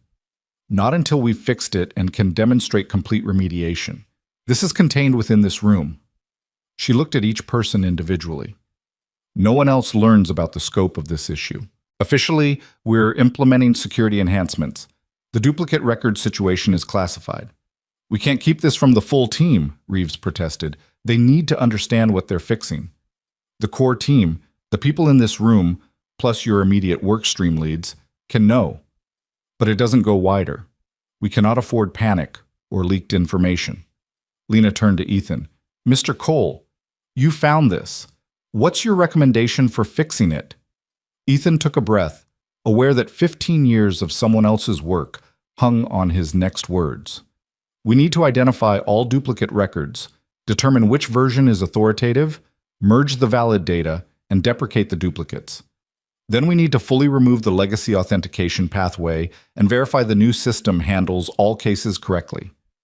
Finally, we run integrity checks on all associated data to catch any inconsistencies." Timeline? To do it right, 3 weeks, minimum. To do it fast but risky, 1 week. "We have 2 weeks until Henderson access," Lena said. "Can you do it in 2? If we prioritize Henderson's user base first, clean their records completely, verify their data integrity, we could have that ready in 2 weeks. The full user base cleanup would take longer." Lena considered this. "Do it. Henderson's records first, then systematic cleanup of the rest. Richard, authorize whatever resources they need. Nolan, restructure your sprint plans. This takes absolute priority." "What about the other vulnerabilities?" Marcus asked. "The circuit breakers, the tiered verification, all the work we've already started?" "Still necessary," Reeves said, "but they become secondary to data remediation. We can't build security improvements on a corrupted foundation." The meeting dissolved into logistics, resource allocation, timeline adjustments, communication protocols. Ethan felt the weight of it all pressing down on him. He'd found the problem, which was good, but now he owned part of the solution, which was terrifying. As people filed out, Reeves pulled Ethan aside. You could have stayed quiet about this, kept your head down, let the legacy code continue lurking until someone else found it, or until it caused another crisis. Why didn't you? Because staying quiet would have been wrong, Ethan said simply. Even knowing it makes your job significantly harder? Even knowing it might reflect poorly on me and the entire architectural team? The truth isn't about politics. It's just the truth. Reeves studied him for a long moment. Your integrity is going to cause you problems, Mr. Cole. People don't always appreciate inconvenient truths. I'm starting to understand that. Good. Stay uncomfortable. The moment you get comfortable is the moment you start compromising. Reeves clapped him on the shoulder. Now let's go figure out how to fix my mistake. The next week was brutal. Ethan's team worked 12-hour days, sometimes longer, systematically identifying duplicate records and determining which data was valid. It was tedious, painstaking work that required both technical skill and judgment calls about user behavior and data accuracy. Ahmed proved to be a coding prodigy, writing scripts that automated much of the detection process. Lisa was methodical and thorough, catching edge cases that would have slipped past everyone else. Jennifer coordinated between teams, keeping everyone aligned and preventing duplicated effort. And Ethan found himself making dozens of small decisions each day, judgment calls about data priority, risk assessments about cleanup approaches, trade-offs between speed and thoroughness. Each decision felt weighted with consequence. On Wednesday afternoon, Trevor appeared at their workstation. He'd been conspicuously absent from the remediation efforts, assigned instead to maintaining other systems, while the core team focused on the crisis. Heard you found the root cause, he said to Ethan, his tone carefully neutral. Jennifer and I found it together, Ethan replied. Right, the legacy authentication pathway that's been there for years. Trevor leaned against the desk. Must feel good being the hero again. I'm not trying to be a hero, I'm trying to fix a broken system. By exposing flaws that make the entire technical team look incompetent. Ethan set down his coffee and turned to face Trevor fully. What exactly is your problem with me? My problem?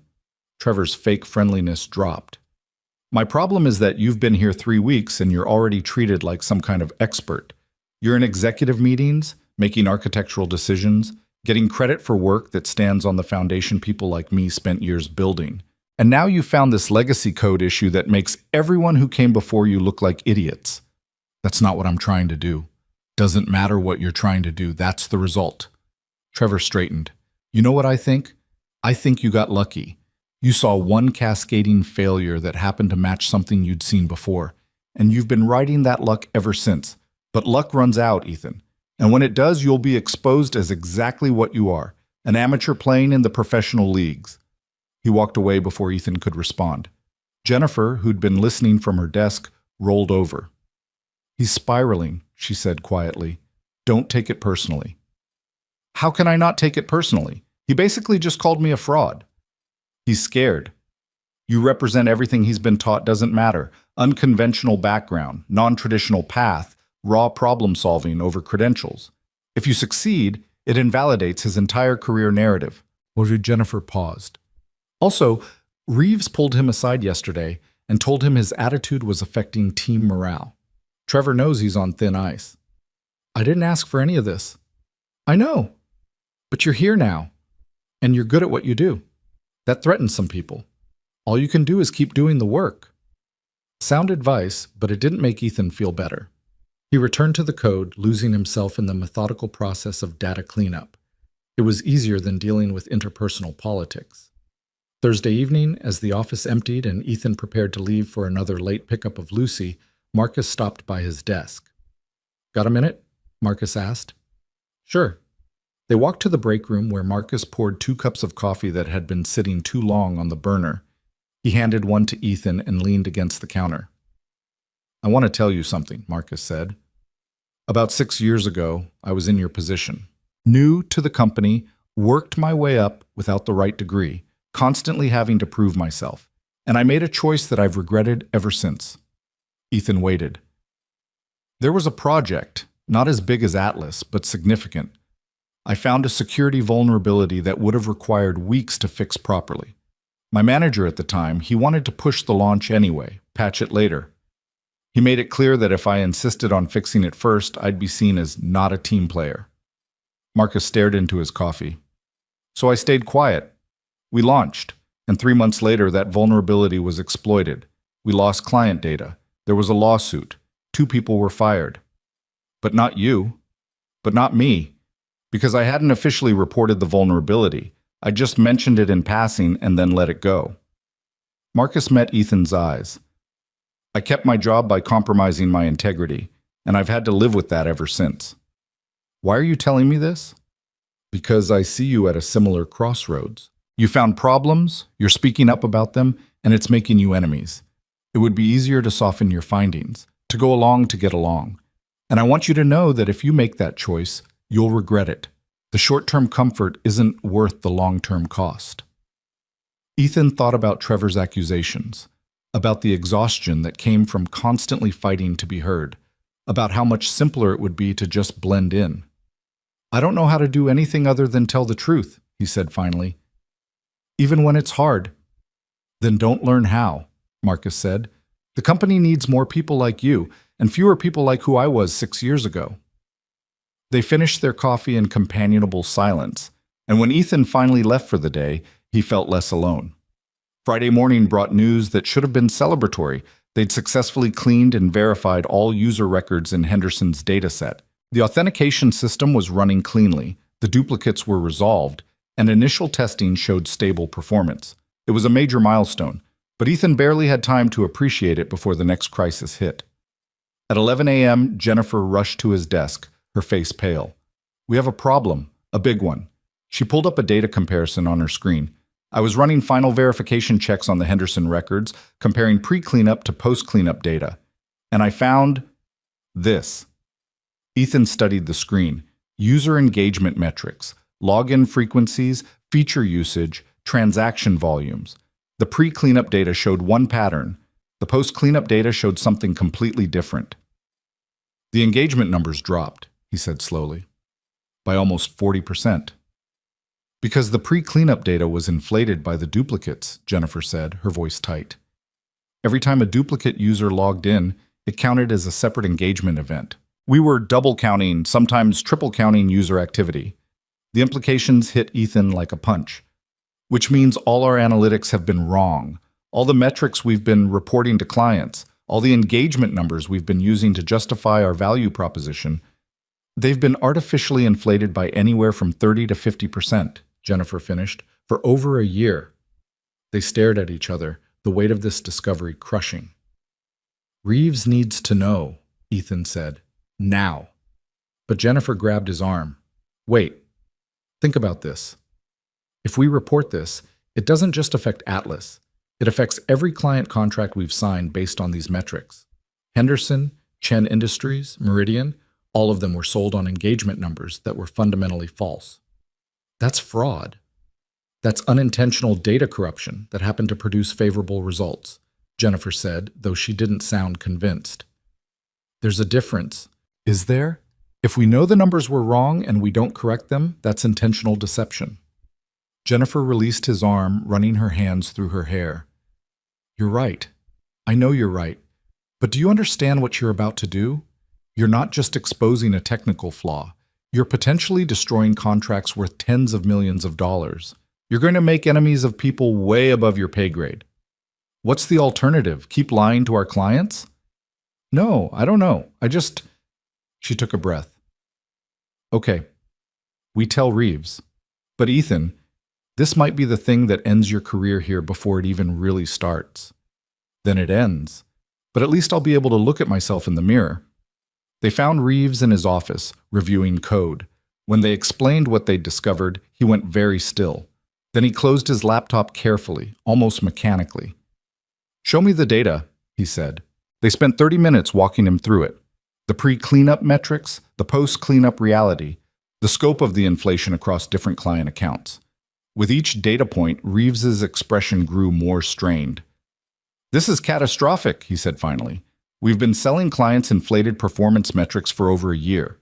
When they discover the real numbers, and they will discover them once they start testing the cleaned system, they'll feel deceived, Ethan finished, even though it was unintentional. Intent doesn't matter in contract negotiations. Reeves stood, pacing his office. Lena needs to know immediately, and Victoria, and Richard, and... He stopped. This could destroy the company. Or it could be an opportunity to demonstrate integrity, Ethan suggested quietly. We found the problem, we fixed it, and we're being transparent about the implications. We're not hiding anything. That's a very optimistic take on corporate catastrophe, Mr. Cole. It's the only take that lets us sleep at night. Reeves studied him for a long moment. You realize you could have buried this, kept quiet about the metric inflation, let clients discover it on their own down the line. By the time they did, you'd have moved on to other projects. No one would connect it back to you. That's not who I am. No, Reeves said softly. It's not. Which makes you either the most principled person I've ever met or the most naive. I haven't decided which yet. He pulled out his phone.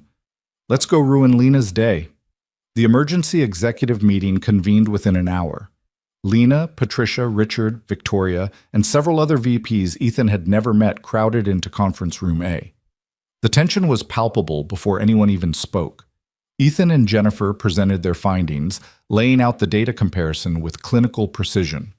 As they talked, Victoria's face progressed from confusion to horror. Richard's jaw tightened with each slide. Lena remained expressionless, but her knuckles were white where she gripped her pen. When they finished, silence filled the room like a physical presence. Victoria spoke first, her voice dangerous and quiet. Let me make sure I understand.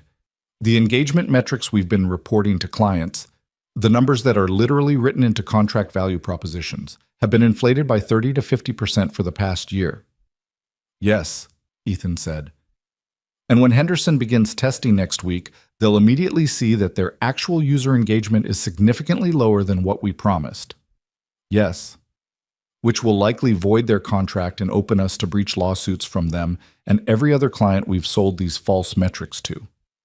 Potentially, yes. Victoria turned to Lena. This is unacceptable. We need to get ahead of it, Lena interrupted, her voice calm despite the storm brewing. We don't wait for clients to discover it. We disclose it immediately, explain the technical cause, demonstrate our remediation, and offer amended contract terms if necessary. That's commercial suicide, Victoria protested. We'll lose every major account. We'll lose them faster if they discover we knew about this and hid it, Patricia countered. Lena's right. Disclosure is the only path that preserves any credibility. Richard leaned forward. What about legal liability? If we disclose, aren't we basically admitting to fraudulent representation?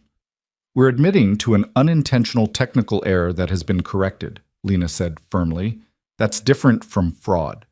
Our legal team will need to craft the messaging carefully, but transparency is our best defense. Our best defense is keeping our mouths shut and hoping clients don't notice the discrepancy, another VP said, an older man whose nameplate read Dennis Shaw. They'll notice, Ethan said quietly. All eyes turned to him. Henderson's analytics team is thorough. They'll spot the difference within the first week of testing, and when they do, they'll feel deceived. But if we tell them first, explain what happened, show them the cleaned data is actually more reliable. You're suggesting we spin this as an improvement? Dennis's tone was scathing.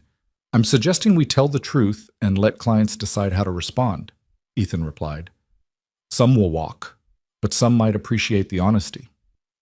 That's a very expensive gamble, Mr. Cole.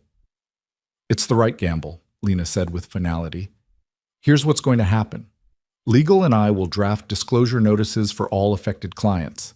Victoria, your team will prepare amended proposals with accurate metrics and adjusted pricing if necessary.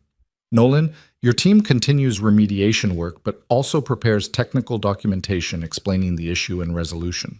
We present everything to Henderson on Monday before their testing begins. Then we systematically reach out to other clients.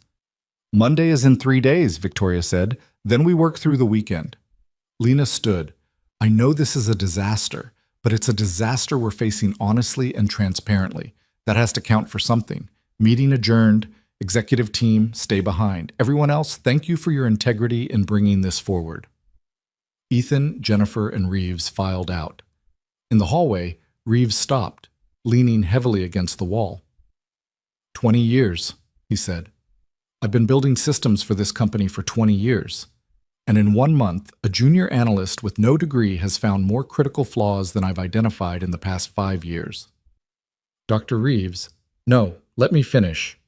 He looked at Ethan with something that wasn't quite resentment, but wasn't quite respect either. "You've done good work, Mr. Cole. Important work. Work that will likely save this company from worse consequences down the line. But you've also exposed me. Exposed my systems, my oversights, my pride, and I'm struggling to be gracious about that. I'm not trying to expose anyone. I'm just trying to fix problems. I know, which somehow makes it worse." Reeves pushed off the wall. "I'm going to take a walk, clear my head. Jennifer, you're in charge of the team for the rest of the day. Mr. Cole, go home. Spend time with your daughter. Monday is going to be hell." He walked away, leaving Ethan and Jennifer in the hallway. "Well," Jennifer said after a moment, "at least we're consistent. Every week you're here, we discover a new way the company is falling apart. Is it always like this?"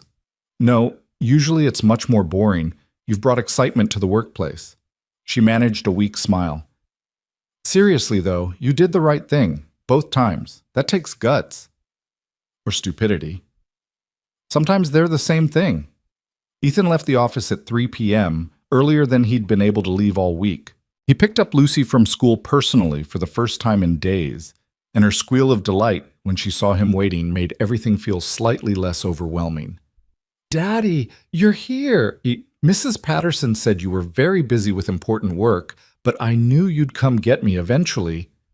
"I'm sorry I've been gone so much, sweetheart." "It's okay.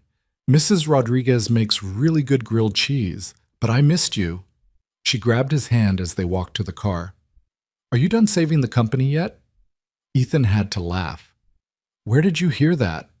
"Mrs. Rodriguez said you were helping fix big problems at your work. That means you're saving the company, right?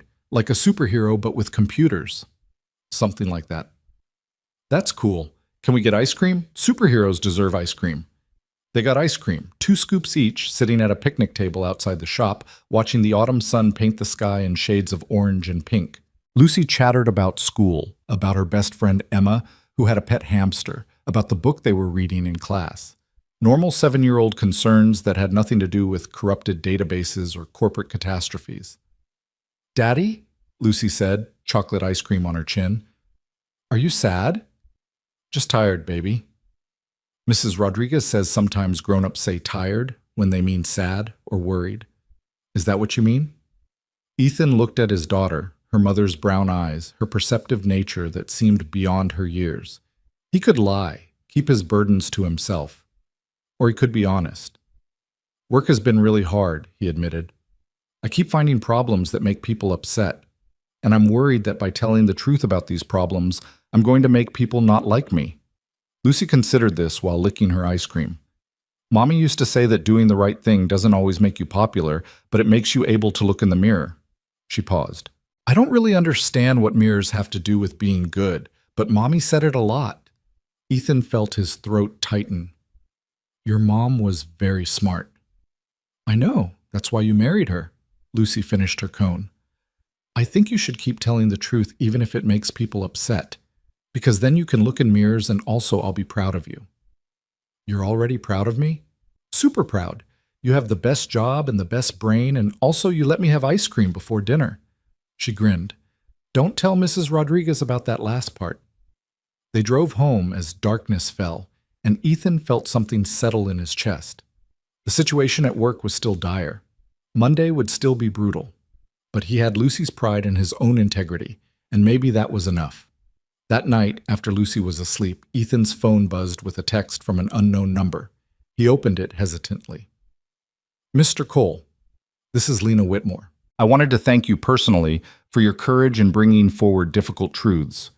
What you've done these past 3 weeks, identifying the cascading failure, finding the legacy code issue, exposing the metric inflation, represents the kind of ethical leadership this company needs more of. Monday will be challenging, but know that you have my full support. Your integrity is valued here, even when it's inconvenient." Ethan read it twice, then saved the number in his contacts. It helped, knowing he wasn't entirely alone in this. But sleep didn't come easily that night. He lay in bed thinking about Henderson, about the other clients who'd discover their metrics were inflated, about Trevor's accusations and Reeves's conflicted gratitude, and Jennifer's warning that his honesty might end his career. Outside his window, the city lights glowed against the darkness. Somewhere out there, in other apartments and houses, other people were lying awake with their own worries. It was a small comfort, the shared human experience of anxiety. His phone buzzed again. Another text, this time from Jennifer.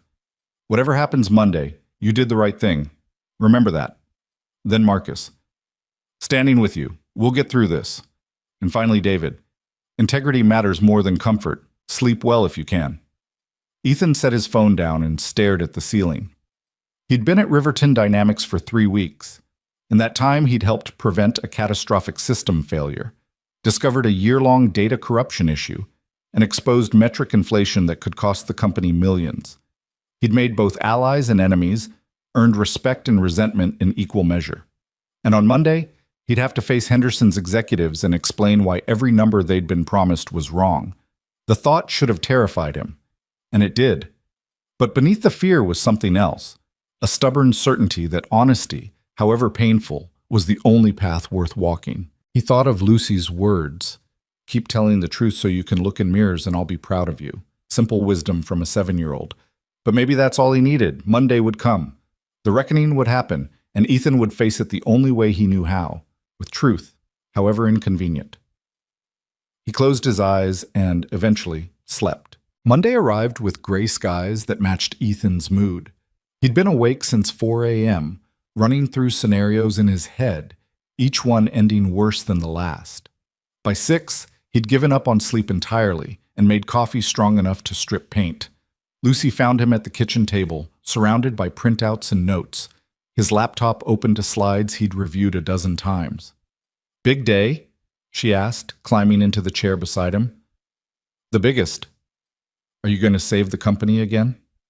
"I might lose them a lot of money instead." Lucy tilted her head, considering this. "But you're telling the truth, right?" "Yes." "Then it'll be okay. Truth is like vegetables. Nobody likes it at first, but it's good for you." Ethan had to smile despite his anxiety. "Where do you get this wisdom?" "Mrs. Rodriguez, she has a lot of sayings." Lucy grabbed a piece of his toast. "You're going to be great, Daddy. Even if people are mad at first, they'll see you were trying to help." He wished he had her confidence. The Henderson meeting was scheduled for 9 a.m. Ethan arrived at Riverton at 7 to find Lena, Patricia, Victoria, and Reeves already in conference room A doing final preparations. The table was covered with documentation, technical reports, amended proposals, legal disclosures, everything they'd need to navigate the disaster they were about to disclose. "Mr. Cole," Lena said, looking up from her laptop. "You're early. Good. Let's review your portion one more time." They spent the next 90 minutes rehearsing, anticipating questions, preparing for worst-case scenarios. Victoria was brutally direct about potential client reactions, making sure everyone understood exactly how bad this could get. Patricia kept redirecting toward messaging that emphasized transparency and remediation. Reeves focused on technical accuracy, ensuring every claim could be supported with data. At 8:45, the Henderson team arrived. 3 executives, including their CEO, Karen Henderson, plus their chief technology officer and head of analytics. They carried themselves with the confidence of people who held $12 million worth of leverage. Introductions were made with professional smiles that didn't quite reach anyone's eyes. Coffee was poured, people settled into chairs, and then Lena began. "Thank you for meeting with us on short notice," she said, her voice steady despite the tension in the room. "We've asked you here because our technical team has discovered an issue that affects the metrics we've provided regarding Project Atlas. Before your testing begins, we need to ensure you have complete and accurate information." Karen Henderson's expression sharpened. "What kind of issue?" Lena nodded to Reeves, who pulled up the first slide. "Over the past 2 weeks, while preparing for your early access testing, we conducted a comprehensive system review. During that review, we discovered a legacy authentication pathway that had been creating duplicate user records for approximately 14 months. The Henderson CTO leaned forward. "Duplicate records? How many?" "Approximately 6% of our user base," Reeves continued. These duplicates have been systematically identified and remediated. The system you'll be testing has been completely cleaned and verified. That sounds like good news, Karen said slowly. Why do I sense there's bad news coming? This was Ethan's cue. He stood, his mouth dry but his voice steady. The duplicate records were inflating our engagement metrics. Every time a duplicate user logged in or performed an action, it counted as separate activity. The metrics we provided in our initial proposals, the engagement numbers, the user activity rates, they were artificially elevated by 30 to 50% depending on the specific metric. The silence that followed was deafening. The Henderson head of analytics spoke first, his voice tight. You're telling us that the performance numbers you used to justify your pricing and value proposition were inflated by half? Unintentionally, yes, Patricia said quickly. This was a technical error, not deliberate misrepresentation. As soon as we discovered it, we prioritized remediation and disclosure. Prioritized disclosure after we'd already signed the contract, Karen said, her tone icy. How convenient. We discovered the full scope of the metric inflation on Friday, Lena replied. We called this meeting immediately. You're learning about this before your testing begins, not after. We're choosing transparency. You're choosing damage control. Karen stood, her two executives following suit. You sold us a system based on false data. You built your entire value proposition on inflated metrics. And now, 3 weeks before we're supposed to go live with this integration, you're telling us the real numbers are 30 to 50% lower than promised? We've prepared amended proposals, Victoria said, opening a folder. Adjusted pricing that reflects the accurate engagement levels, additional support packages, extended implementation timelines. We don't want amended proposals. We want what we paid for. Karen's eyes were hard. $12 million for a system that was supposed to deliver specific performance outcomes. Outcomes that are apparently impossible because the metrics were fiction. Not fiction, Ethan interjected. Everyone turned to look at him. He knew he should stay quiet, let the executives handle this, but he couldn't. The metrics were real. They just weren't accurate.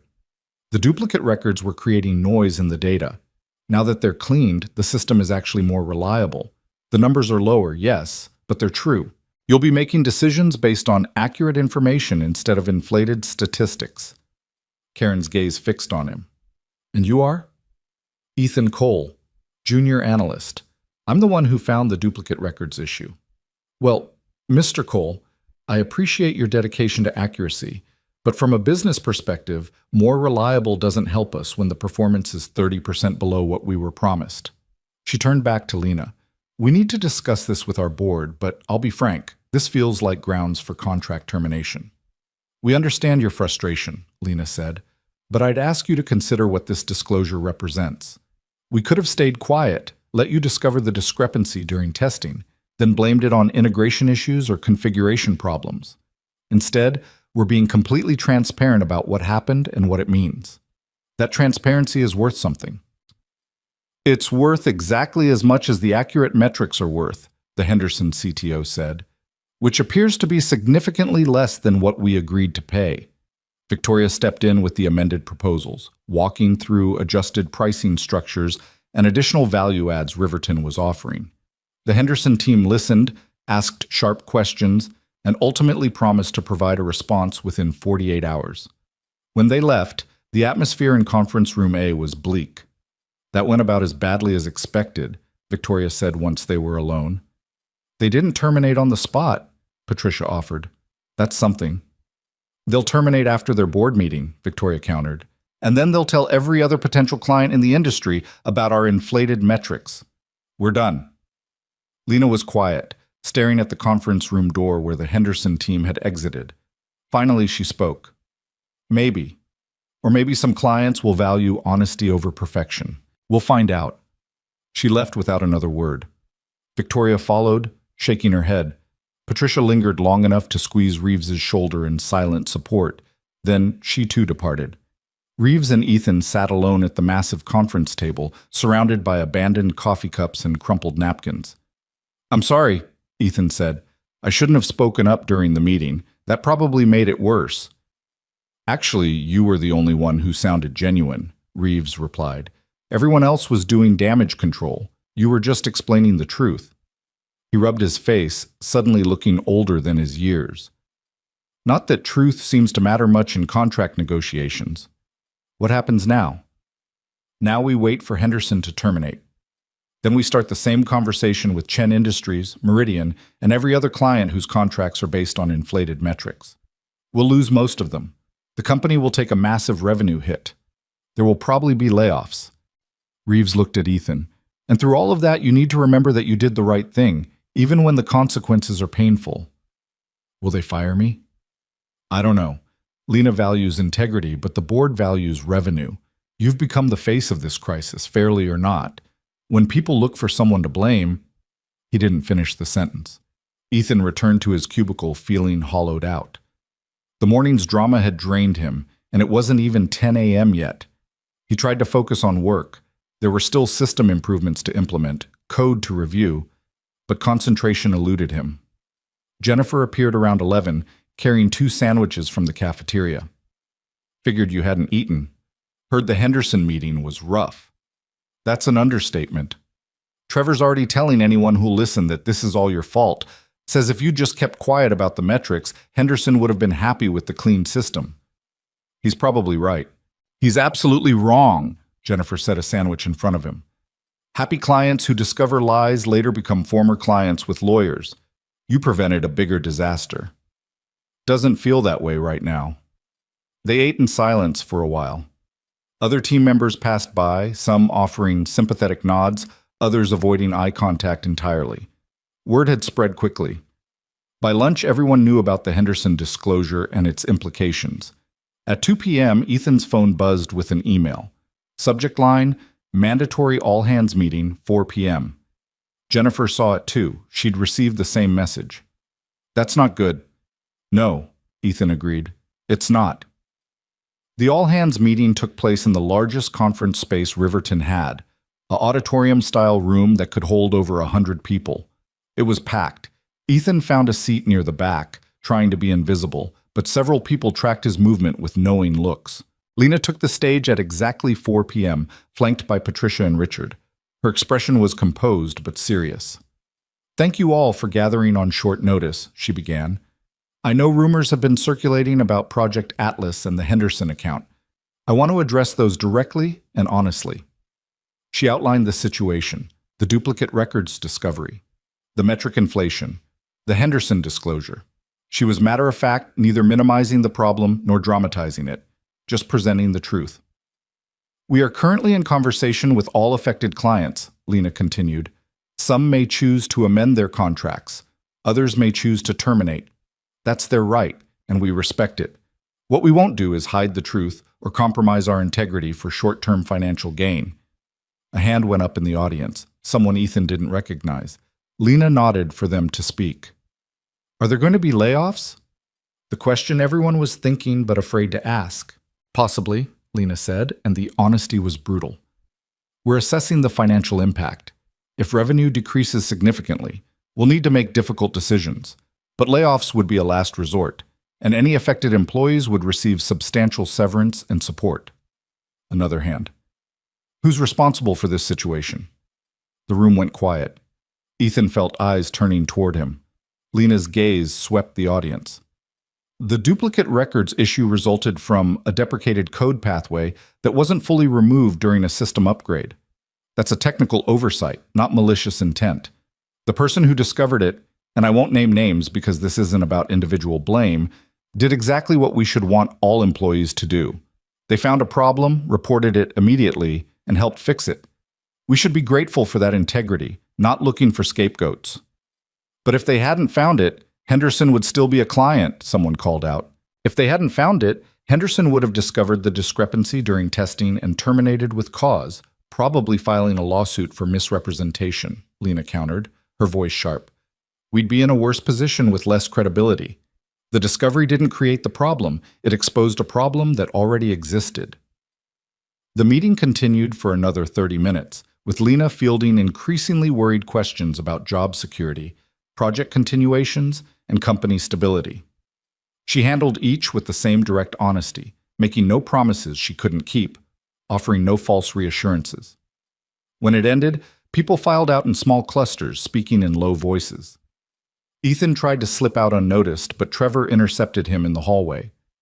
"Must feel great," Trevor said, his voice dripping with sarcasm.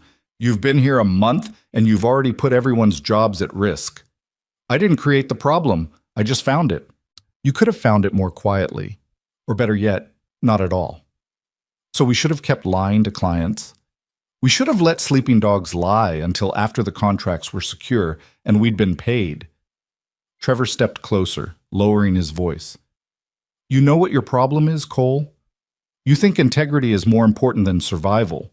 But integrity doesn't pay mortgages, it doesn't feed families, and when the layoffs come, and they will come, all your precious honesty won't mean anything to the people who lose their jobs." He walked away, leaving Ethan standing alone in the corridor. The worst part was that Trevor wasn't entirely wrong. If Riverton lost major contracts, people would lose their jobs. People with families, mortgages, responsibilities, and Ethan's insistence on transparency would be part of the reason why. He made it to his car before the full weight of it hit him. Sitting in the parking garage, hands shaking slightly, he pulled out his phone and called Jake. "Hey brother, what's up?" "I think I just destroyed my company." Jake listened as Ethan explained everything. Henderson, the metrics, the all-hands meeting, Trevor's accusations. When Ethan finished, Jake was quiet for a moment. "You did the right thing," Jake said finally. "People might lose their jobs because of me. People might lose their jobs because the company was selling clients false data. That's not on you." Jake's voice was firm. "Look, I get it. You're worried about consequences. But ask yourself this. If you'd stayed quiet and Henderson discovered the truth later, would fewer people have lost their jobs? Or would it have been worse because the company's reputation would be destroyed along with the revenue?" "I don't know." "Neither do I. Because we can't see the future. But I know this. You can't build anything lasting on lies. Not systems, not relationships, not companies. You exposed a crack in the foundation. Fixing it might hurt now, but leaving it would have been catastrophic later." Ethan wanted to believe that. He needed to believe that. He drove home in a daze, barely registering the traffic. Lucy was at Mrs. Rodriguez's, finishing homework. He picked her up, managed to smile and nod through the older woman's cheerful questions about his day, and brought Lucy home. "Daddy, you're quiet," Lucy observed while they made dinner. Just spaghetti, nothing fancy, but it required enough focus to be grounding. "Just thinking about work stuff." "Is it bad?" "Maybe. I'm not sure yet." Lucy stirred the pasta sauce thoughtfully. "Remember when I broke Emma's favorite pencil at school? I didn't mean to, but I did. And I had to tell her and she was really mad." "I remember. But then she forgave me because I told her right away instead of hiding it. Mrs. Patterson said that's what integrity means. Doing the right thing even when it's hard and people might be mad." Lucy looked up at him. "Is that what you did at work?" "Yes, exactly that." "Then Emma's rules should work for you too. People might be mad now, but they'll see you were trying to help." 7-year-old logic that somehow cut through all the complexity. Ethan hugged his daughter tightly, grateful for her presence, for the simple clarity she brought to his tangled thoughts. That night, after Lucy was asleep, Ethan's phone rang. Unknown number. He answered hesitantly. "Mr. Cole, this is Karen Henderson." Ethan sat up straighter. "Ms. Henderson, I'm surprised to hear from you. I'm calling personally, not as CEO of Henderson Industries." Her tone was different from this morning, less icy, more thoughtful. "I wanted to ask you something. When you discovered the duplicate records issue, who told you to report it?" "No one. I found it and immediately told my supervisor."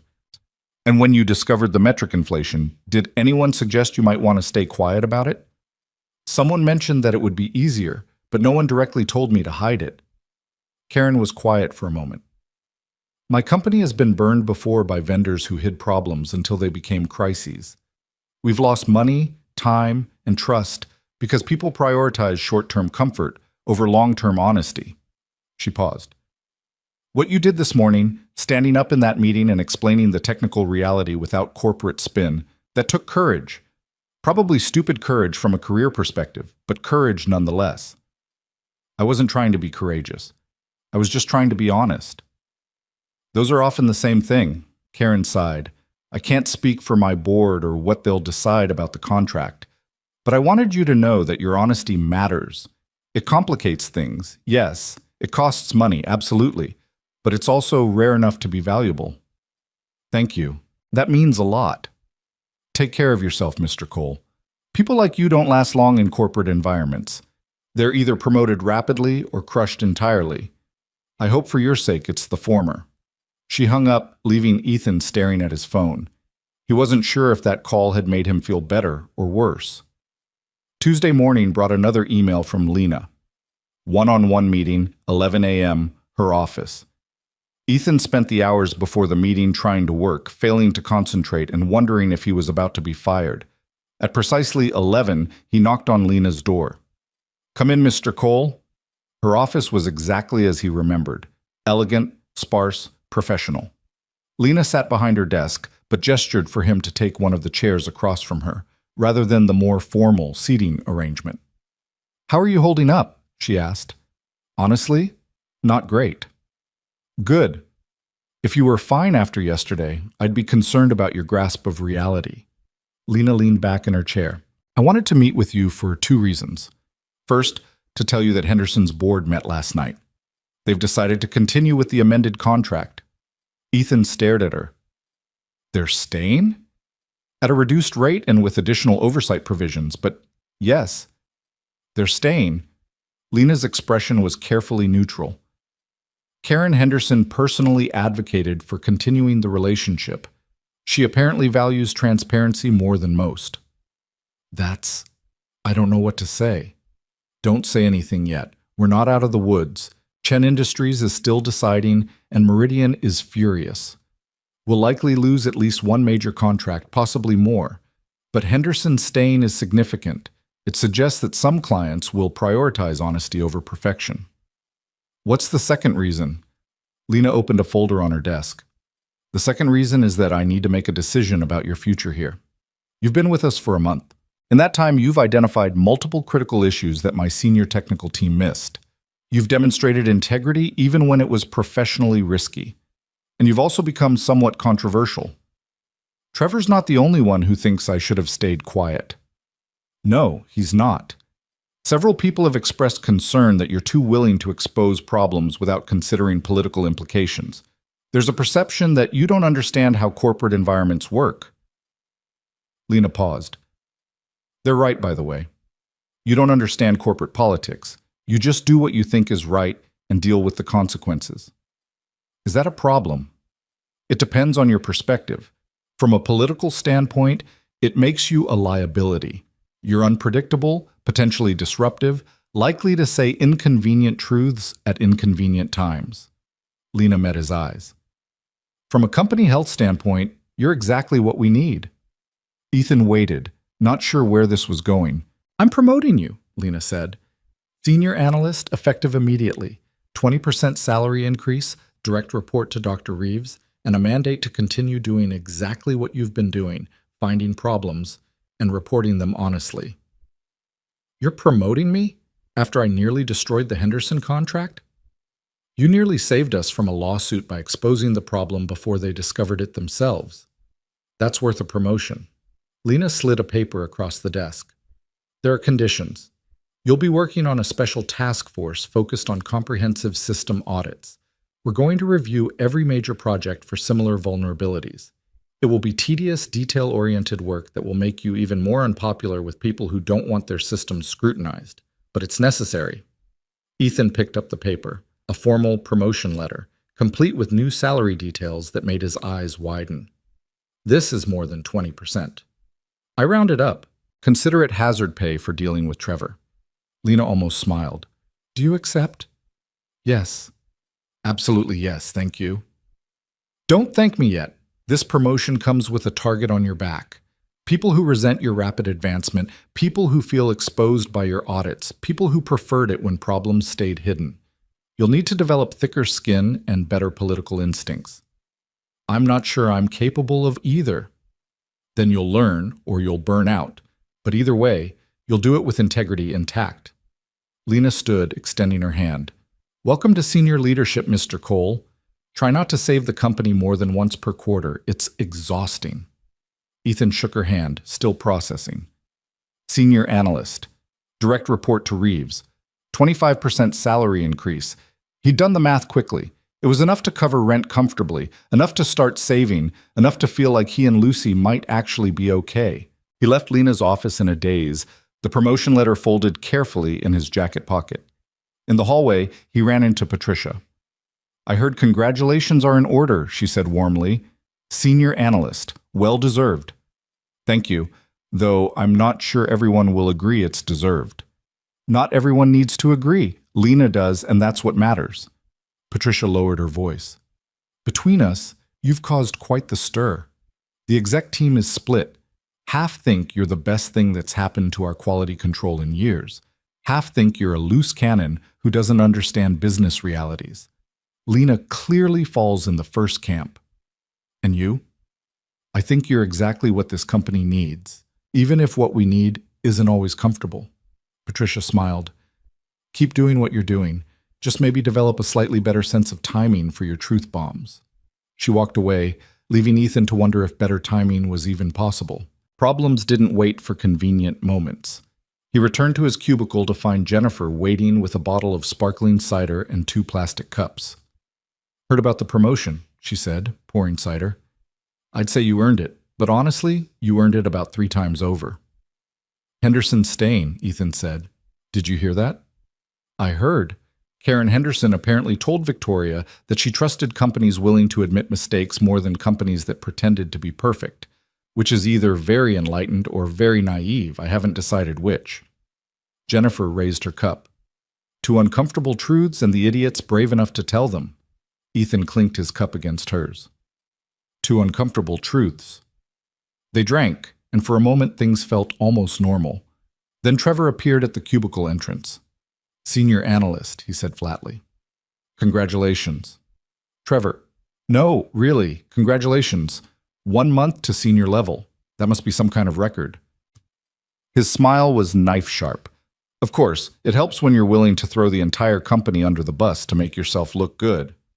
That's not what happened, Jennifer said, her voice hard. Isn't it?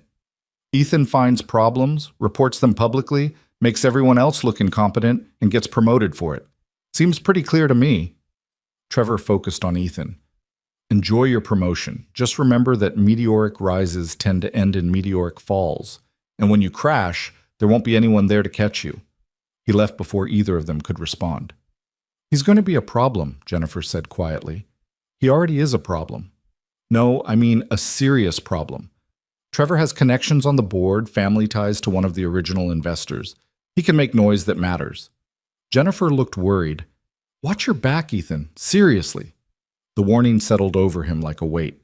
But there was nothing he could do about Trevor's resentment except keep doing his job well and hope that competence mattered more than politics. The rest of the week passed in a blur of meetings and system audits. Ethan's new role came with new responsibilities. Leading the task force review, coordinating between departments, presenting findings to executive leadership. It was overwhelming and exciting and terrifying all at once. Chen Industries decided to terminate their contract. Meridian negotiated an amended agreement at significantly reduced rates. 2 smaller clients also walked. The financial impact was substantial. Riverton's quarterly revenue projections dropped by nearly 30%. Richard called an executive meeting Friday afternoon to discuss cost-cutting measures. Ethan wasn't invited, but he heard about it from Reeves afterward. There will be layoffs, Reeves said, his voice heavy. Not massive, but significant. Probably 20 to 30 people across various departments, mostly in sales and business development, since that's where the revenue loss hit hardest. When? End of month. HR is preparing packages now. Reeves looked at Ethan. Your name came up in the meeting. Trevor's family connection pushed for including you in the layoffs. They argued that your disruption of client relationships justified termination despite the promotion. Ethan's stomach dropped. And Lena shut it down immediately, said that terminating the person who exposed our vulnerabilities would send exactly the wrong message about company values. Richard backed her up from a legal perspective. Firing you now would look like retaliation for whistleblowing, even though you're not technically a whistleblower. Reeves paused. But the fact that it came up at all should tell you something about the opposition you're facing. People want me gone. Some people want anyone who makes them uncomfortable gone. That's not about you personally, it's about human nature and corporate politics. Reeves pulled out a chair, sitting heavily. I've been thinking a lot about integrity this past month, about what it costs and what it's worth, and I've realized something. What's that? For 20 years, I've been playing it safe, building systems that work well enough, making incremental improvements, never rocking the boat too hard. I told myself I was being professional, being strategic, but really, I was being comfortable. Reeves met Ethan's eyes. You've made me deeply uncomfortable, Mr. Cole, and I'm grateful for that, because comfortable is where systems rot from the inside. It was perhaps the most personal thing Reeves had ever said to him. I don't want people to lose their jobs because of what I found, Ethan said quietly. People are losing their jobs because we built systems on false foundations, and those foundations finally cracked. You're not the crack. You're the person who noticed it before the whole building fell down. Reeves stood. The layoffs will be hard, but they would have been worse if we'd continued selling clients inflated metrics until the lawsuit started. Remember that. Ethan tried to remember it through the weekend as he played with Lucy at the park, helped her with a school project about the solar system, and tried to pretend everything was fine. She sensed his distraction, of course. She always did. But she didn't push, just stayed close and offered occasional hugs. On Sunday evening, his phone rang. Marcus. Hey, wanted to give you a heads up before tomorrow. The layoff list got leaked somehow. Trevor's name is on it. Ethan sat down slowly. Trevor's being laid off? Yeah, apparently his work on the transaction module didn't meet expectations, and with the revenue cuts, they're trimming senior analyst positions. He's one of 3 in technical departments. Marcus paused. He's going to blame you, you know. Even though I had nothing to do with it? Especially because you had nothing to do with it. You got promoted, he got cut. That's all the narrative he needs. This is going to be bad. Yeah, Marcus agreed. It is. Just be careful tomorrow, okay? And maybe don't work late alone. The warning was ominous, but probably justified. Ethan thanked Marcus and ended the call, then sat staring at his phone. He thought about Trevor, arrogant, territorial, threatened. He thought about the promotion he'd received just days ago while others were losing their jobs. He thought about how it would look from the outside, how easy it would be to construct a narrative where Ethan was the villain. And he thought about integrity, about truth, about the cost of doing what's right. Lucy appeared beside him, climbing into his lap despite being 7 and arguably too big for it. You're worried again, she observed. I'm worried a lot lately. Is it because of the work problems? Yes. Are you still telling the truth? Always. Then it'll work out. She said it with such absolute certainty, such complete faith in the fundamental fairness of the universe, that Ethan almost believed her. He held his daughter close, breathing in the strawberry scent of her shampoo, feeling her heartbeat against his chest. Whatever happened tomorrow at work, whatever anger Trevor directed at him, whatever consequences followed from his honesty, this moment was real and good and worth protecting. I love you, Lucy girl. Love you too, Daddy, more than all the stars. More than all the stars, he echoed. Monday morning arrived too soon. Ethan dropped Lucy at school, drove to Riverton, and walked into the building with a sense of foreboding he couldn't shake. The lobby was quieter than usual, people speaking in hushed voices, avoiding eye contact. The layoff announcements would happen at 9 a.m., private meetings with HR, followed by escort to collect personal belongings. It was a brutal process, efficient and impersonal, designed to minimize disruption. Ethan made it to his cubicle and tried to focus on work. At 8:55, he saw HR representatives moving through the floor with folders, heading to various offices and cubicles. He watched Trevor's supervisor approach his workspace, manila folder in hand. Trevor saw them coming. His face went pale, then red, then carefully blank. He stood, followed the HR rep to a conference room. Through the glass walls, Ethan could see the brief conversation, the paperwork, Trevor's stiff posture. It took maybe 10 minutes. Then Trevor emerged, accompanied by a security guard, and walked to his cubicle to collect his things.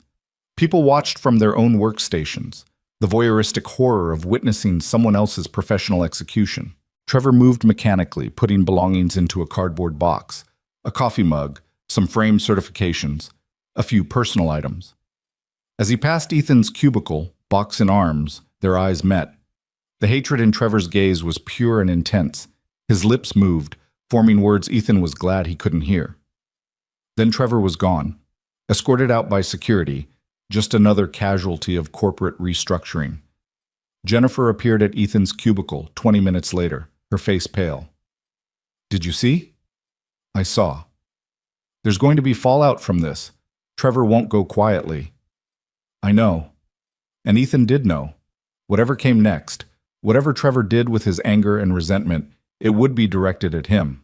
The consequences of integrity were piling up. Henderson's reduced contract, Chen's termination, 28 layoffs including Trevor. Each one could be traced back, directly or indirectly, to the problems Ethan had exposed. He'd done the right thing. He was sure of that. But the right thing came with a price that others were paying. And that knowledge sat heavy in his chest as he returned to work, trying to focus on system audits and code reviews while the ghost of Trevor's hatred lingered in his mind. The office felt different now, lighter in headcount but heavier in atmosphere. Survivors walked carefully, grateful to have jobs but aware of how quickly that could change. And Ethan, promoted and protected, felt the weight of his own survival guilt mixing with the satisfaction of maintained integrity. It was a complicated feeling. But then, truth usually was. The week following the layoffs felt like walking through a minefield. Ethan came to work each day expecting consequences, expecting Trevor's promised retaliation, expecting the other shoe to drop.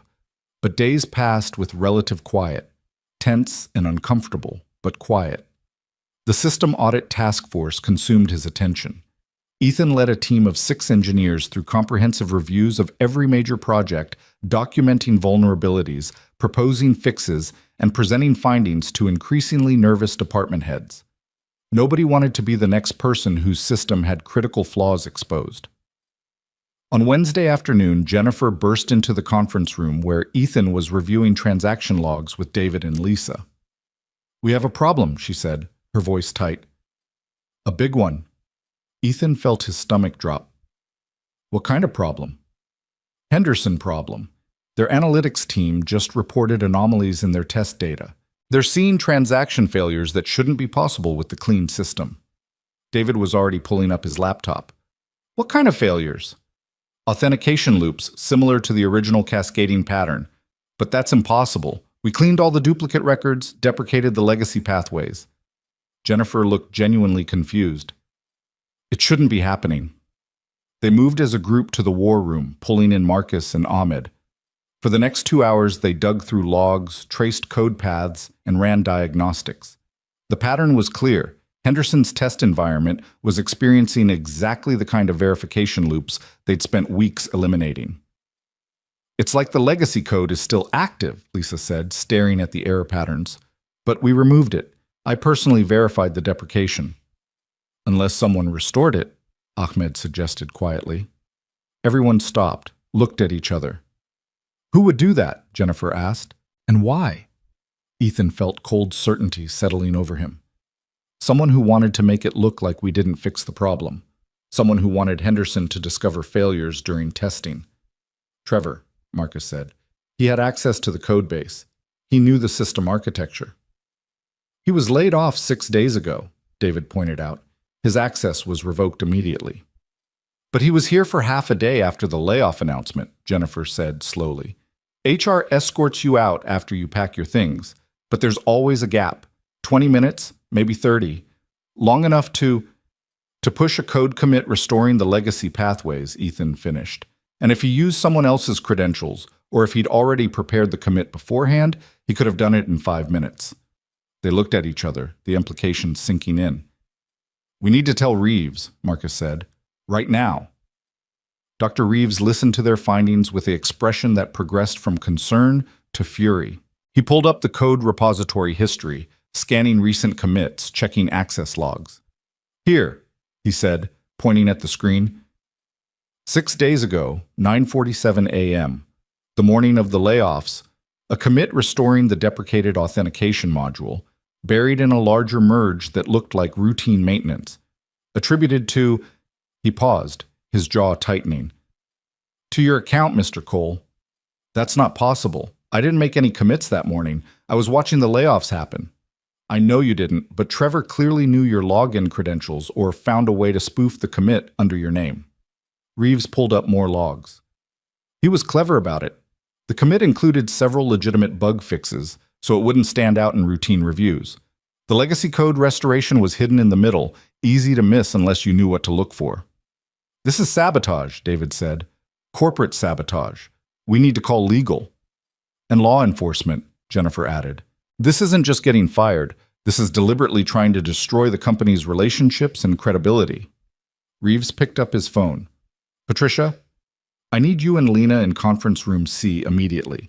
And get legal on standby. We have a situation. The emergency meeting convened within 15 minutes. Lena listened to their presentation with an expression of controlled fury that was somehow more frightening than open anger. Patricia took notes rapidly. The company attorney, a sharp-eyed woman named Michelle Torres, asked pointed questions about evidence and attribution. Can you prove Trevor committed this sabotage? Michelle asked. The commit came from Ethan's account, but the timing overlaps with when Trevor was collecting his belongings, Reeves explained. And the code specifically restores elements that only Trevor had detailed knowledge of. He was the one who originally identified the legacy pathways during the audit. Circumstantial, Michelle said. A good attorney could argue coincidence or that someone else with knowledge of the system did it. Can we check security footage? Patricia suggested. If Trevor accessed Ethan's workstation during that time window, he wouldn't need physical access, Ahmed interjected. If he'd compromised Ethan's credentials beforehand, keylogger, shoulder surfing, social engineering, he could have pushed the commit remotely from his own machine. So we can't prove it was him, Lena said flatly. Not definitively, Michelle admitted. We can prove the sabotage happened. We can prove it was designed to damage Henderson's testing, but proving Trevor specifically did it would be difficult without his cooperation or a confession. What about his computer? Jennifer asked. He turned it in when he left. Could forensics find evidence? We'd need probable cause to justify that level of investigation, Michelle said. And right now, we have suspicion, not proof. Lena stood, pacing to the window. Here's our immediate problem. Henderson's testing is compromised. They're going to see failures and assume we didn't actually fix the system. Even if we explain that it's sabotage, it sounds like an excuse. We're right back where we started, looking incompetent or dishonest, possibly both.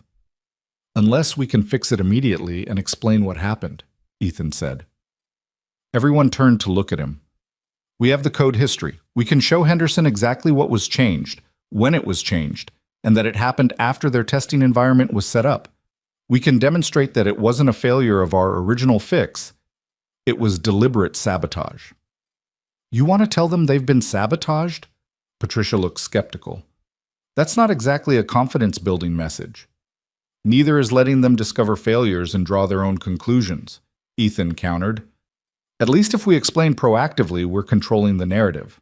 And we're showing again that we prioritize transparency. Lena considered this. How long to fix the Henderson environment? If we're just removing the sabotaged code and restoring the clean version, maybe 2 hours, Reeves said. But we'd also need to audit every other client environment to ensure they weren't similarly compromised. Do it. All of it. I want every environment verified clean by end of day. Lena turned to Michelle. Draft a formal report on the sabotage for our records. Include everything, timeline, code analysis, potential attribution. We might need it for insurance claims or legal action. She looked at Patricia. Schedule a call with Karen Henderson for first thing tomorrow morning. I'll tell her personally. And Trevor, Marcus asked, are we pursuing legal action? That's a question for the board and our attorneys, Lena said. But yes, we'll be exploring options. This kind of sabotage could have destroyed client relationships worth millions. There have to be consequences. The meeting broke up with marching orders for everyone. Ethan's team returned to the war room and spent the next 6 hours methodically reviewing every line of code in every client environment. They found 2 more instances of the sabotaged code, both in smaller client accounts that hadn't started testing yet. He was thorough, Jennifer said grimly as they removed the compromised code, trying to maximize damage across multiple relationships. He was angry, Ethan replied, and he blamed me for his layoff. You didn't get him laid off. His own performance did. Try telling him that. By 8 p.m., they'd verified all environments were clean. Ethan sent a final report to Reeves and Lena, then collapsed into his chair, exhausted. His phone buzzed. Mrs. Rodriguez, wondering when he'd pick up Lucy. He'd lost track of time completely. I'm so sorry, he told her when he called back. Emergency at work. I'm leaving now. She's fine, mijo. Fed, homework done, watching TV. But you sound terrible. It's been a day. Come get her when you can, and eat something. You can't save the world on an empty stomach. Ethan drove to Mrs. Rodriguez's apartment, picked up a sleepy Lucy who immediately curled into him and drove home. He carried her upstairs, tucked her into bed, still in her clothes because she was already mostly asleep, and stood in her doorway for a long moment just watching her breathe. This was what mattered. This little girl who trusted him completely, who believed in truth and fairness because she'd never been taught otherwise. Everything else, the corporate drama, the sabotage, the politics, was noise compared to this. His phone buzzed, a text from Lena. Henderson call scheduled for 8 a.m. Need you there to explain technical details. Get some rest. Another text from Jennifer. We did good work today. Trevor tried to destroy things. We saved them. That counts for something. And finally, unexpectedly, a text from an unknown number. Mr. Cole, this is Trevor Marsh. We need to talk. Meet me tomorrow, 7 a.m., coffee shop on 5th Street, across from Riverton. Come alone. Ethan stared at that last message for a long time. Everything in him said it was a bad idea. Trevor was unstable, vengeful, potentially dangerous. Meeting him alone was foolish. But another part of him, the part that believed in direct communication and resolving conflicts honestly, wanted to hear what Trevor had to say.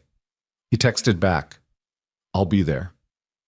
Lucy stirred in her sleep, murmuring something unintelligible. Ethan kissed her forehead, turned out the light, and went to prepare for whatever tomorrow would bring. The coffee shop on 5th Street was generic and mostly empty at 7 a.m. Ethan arrived 5 minutes early, ordered black coffee, and chose a table with a clear view of the entrance. His phone was in his pocket, Jennifer on speed dial in case things went wrong. Trevor walked in at exactly 7, looking haggard. His clothes were rumpled, his face unshaven, dark circles under his eyes.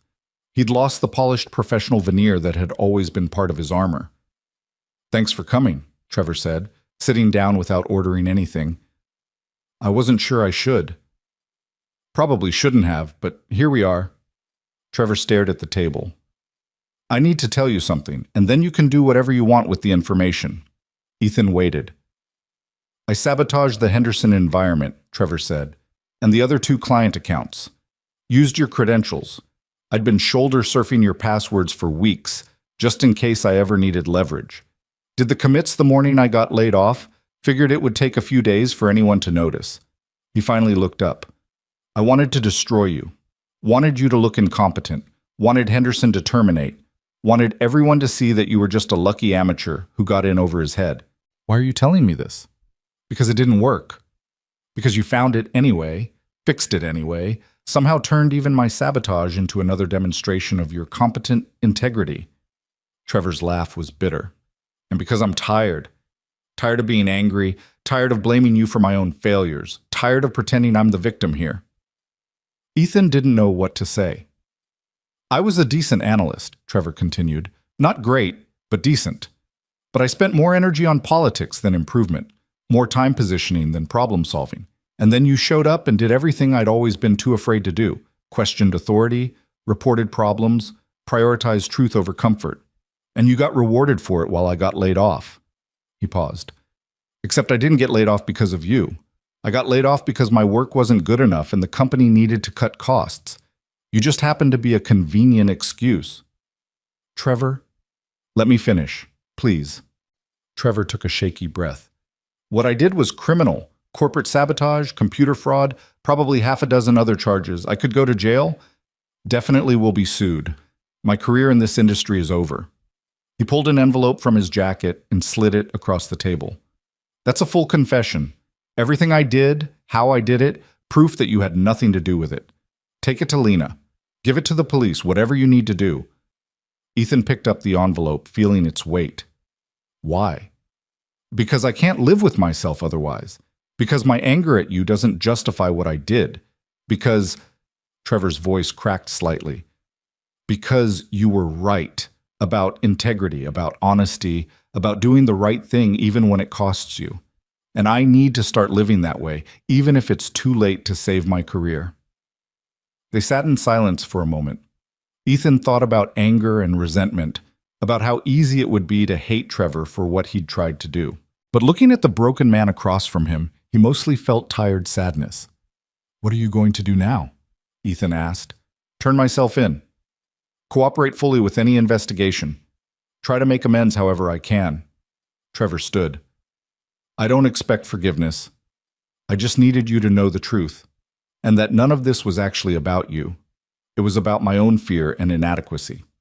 He walked out before Ethan could respond, leaving the confession on the table. Ethan sat there for a long time, coffee going cold, envelope in his hands. Then he pulled out his phone and called Lena. Mr. Cole, you're up early. I just met with Trevor Marsh. He confessed to the sabotage. I have a written confession. A pause. Where are you? Coffee shop on 5th Street. Stay there. I'm sending Patricia and Michelle. Don't let that confession out of your sight. 20 minutes later, Patricia and Michelle arrived. Ethan handed over the envelope and explained the meeting. Michelle read the confession carefully, her expression sharpening with each paragraph. This is comprehensive, she said. Dates, methods, motivation. He essentially gift-wrapped a criminal case for us. What happens now? Ethan asked. We report it to law enforcement, pursue civil damages for the attempted sabotage, and we use this to definitively clear your name of any involvement. Michelle looked at him carefully. How do you feel about Trevor? Honestly, mostly sad. He destroyed his career because he was too proud to accept that different paths can lead to success.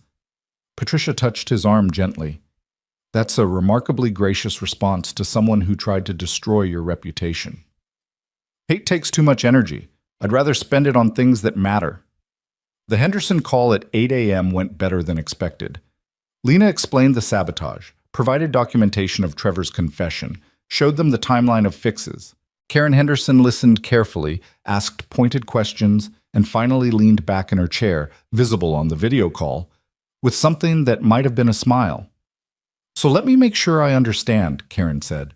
You discovered sabotage in your system, identified and removed it within hours, proactively disclosed it to us before we discovered it ourselves, and provided a full confession from the perpetrator.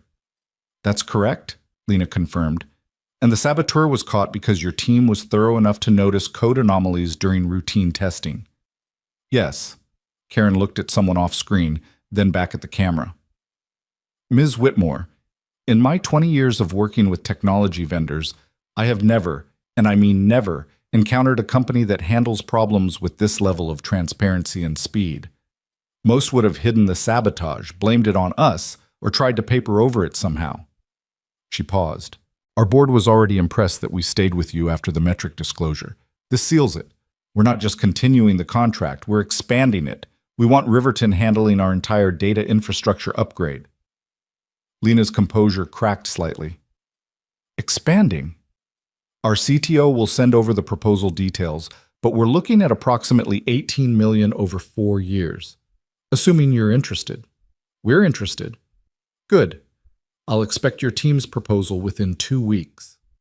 Karen's expression softened slightly. And Ms. Whitmore, tell that junior analyst who keeps finding all your problems that he's doing excellent work. Companies need more people willing to tell inconvenient truths. After the call ended, Lena sat very still for a moment. Then she looked at Ethan, who'd been present for the technical details, and started laughing. It was the first time he'd seen her lose her professional composure completely. We just turned corporate sabotage into an $18 million contract expansion, she said. I don't even know how that happened. Honesty happened, Patricia said, smiling. Turns out some clients actually value it. Who knew? Lena composed herself, straightening her jacket. Mr. Cole, thank you for meeting with Trevor this morning. That took courage, and the confession will be crucial for legal proceedings. He was just tired of living with his own guilt, Ethan said. I didn't really do anything. You gave him the space to confess. That's not nothing. Lena stood. Take the rest of the day off. Spend it with your daughter. You've earned it. Ethan didn't argue.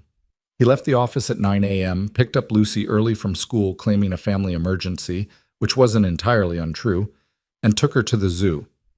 They spent the day looking at elephants and tigers and red pandas, eating overpriced ice cream, and talking about everything except work. Daddy, you're smiling, Lucy observed as they watched penguins waddle around their habitat. I am. Is that weird? You haven't smiled this much in forever. Did something good happen at work?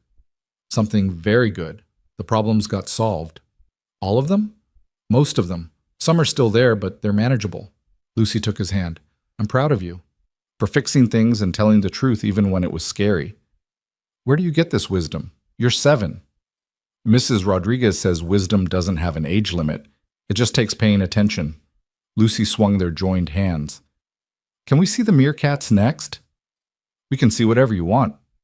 They stayed until the zoo closed, then went for pizza. The good place again, because Ethan's next paycheck would include the salary increase, and he could afford small celebrations.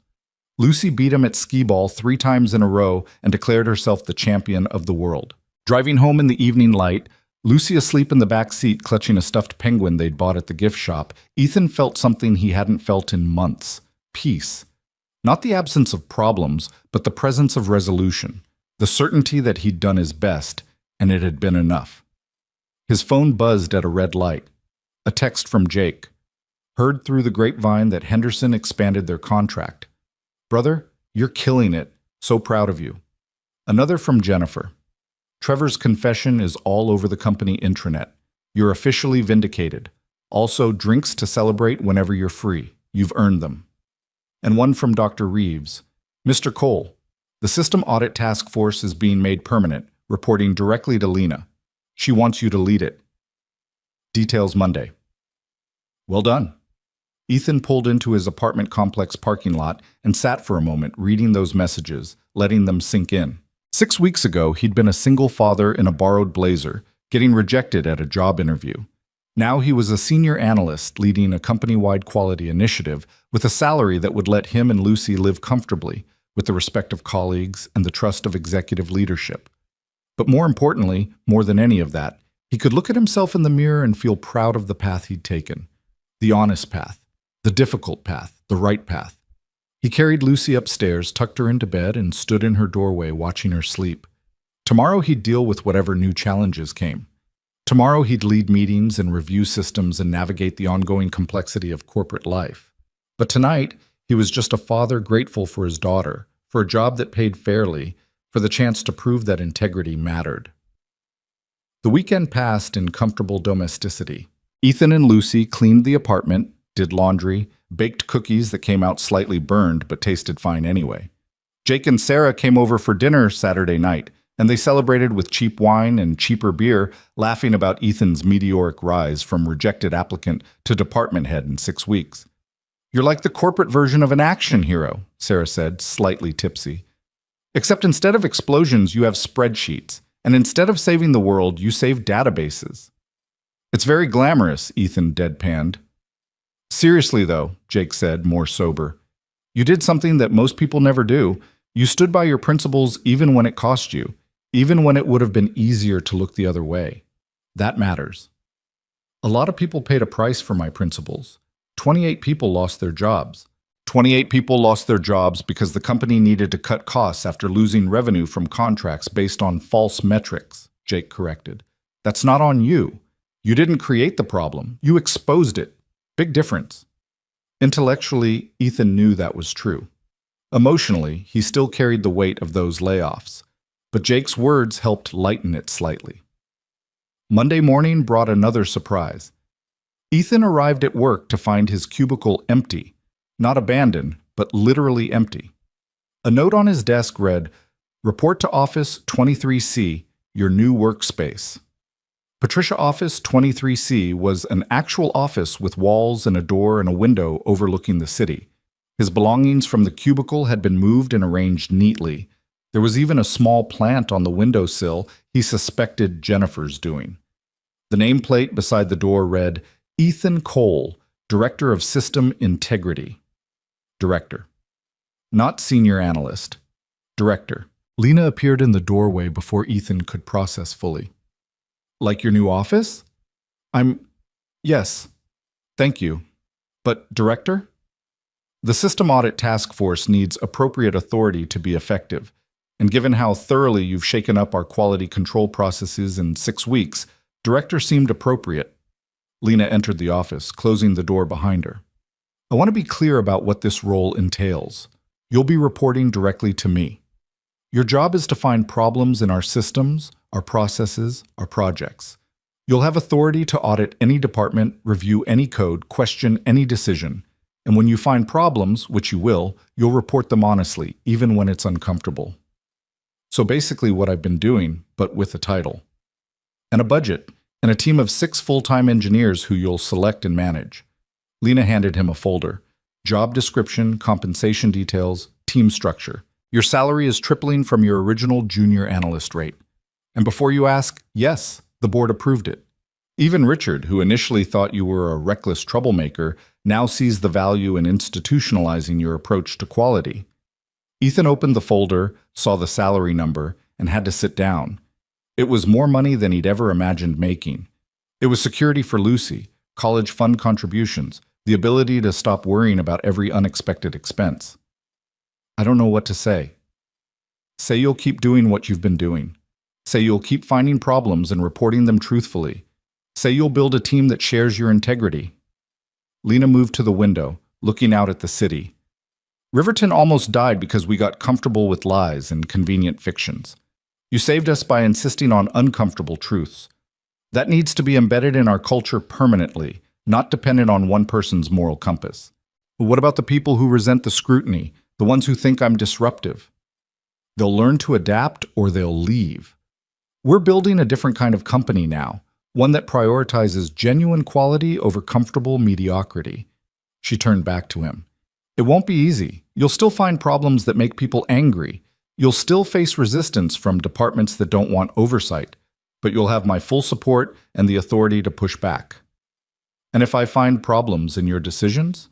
Lena smiled. Then I expect you to tell me. Directly, honestly, with supporting evidence.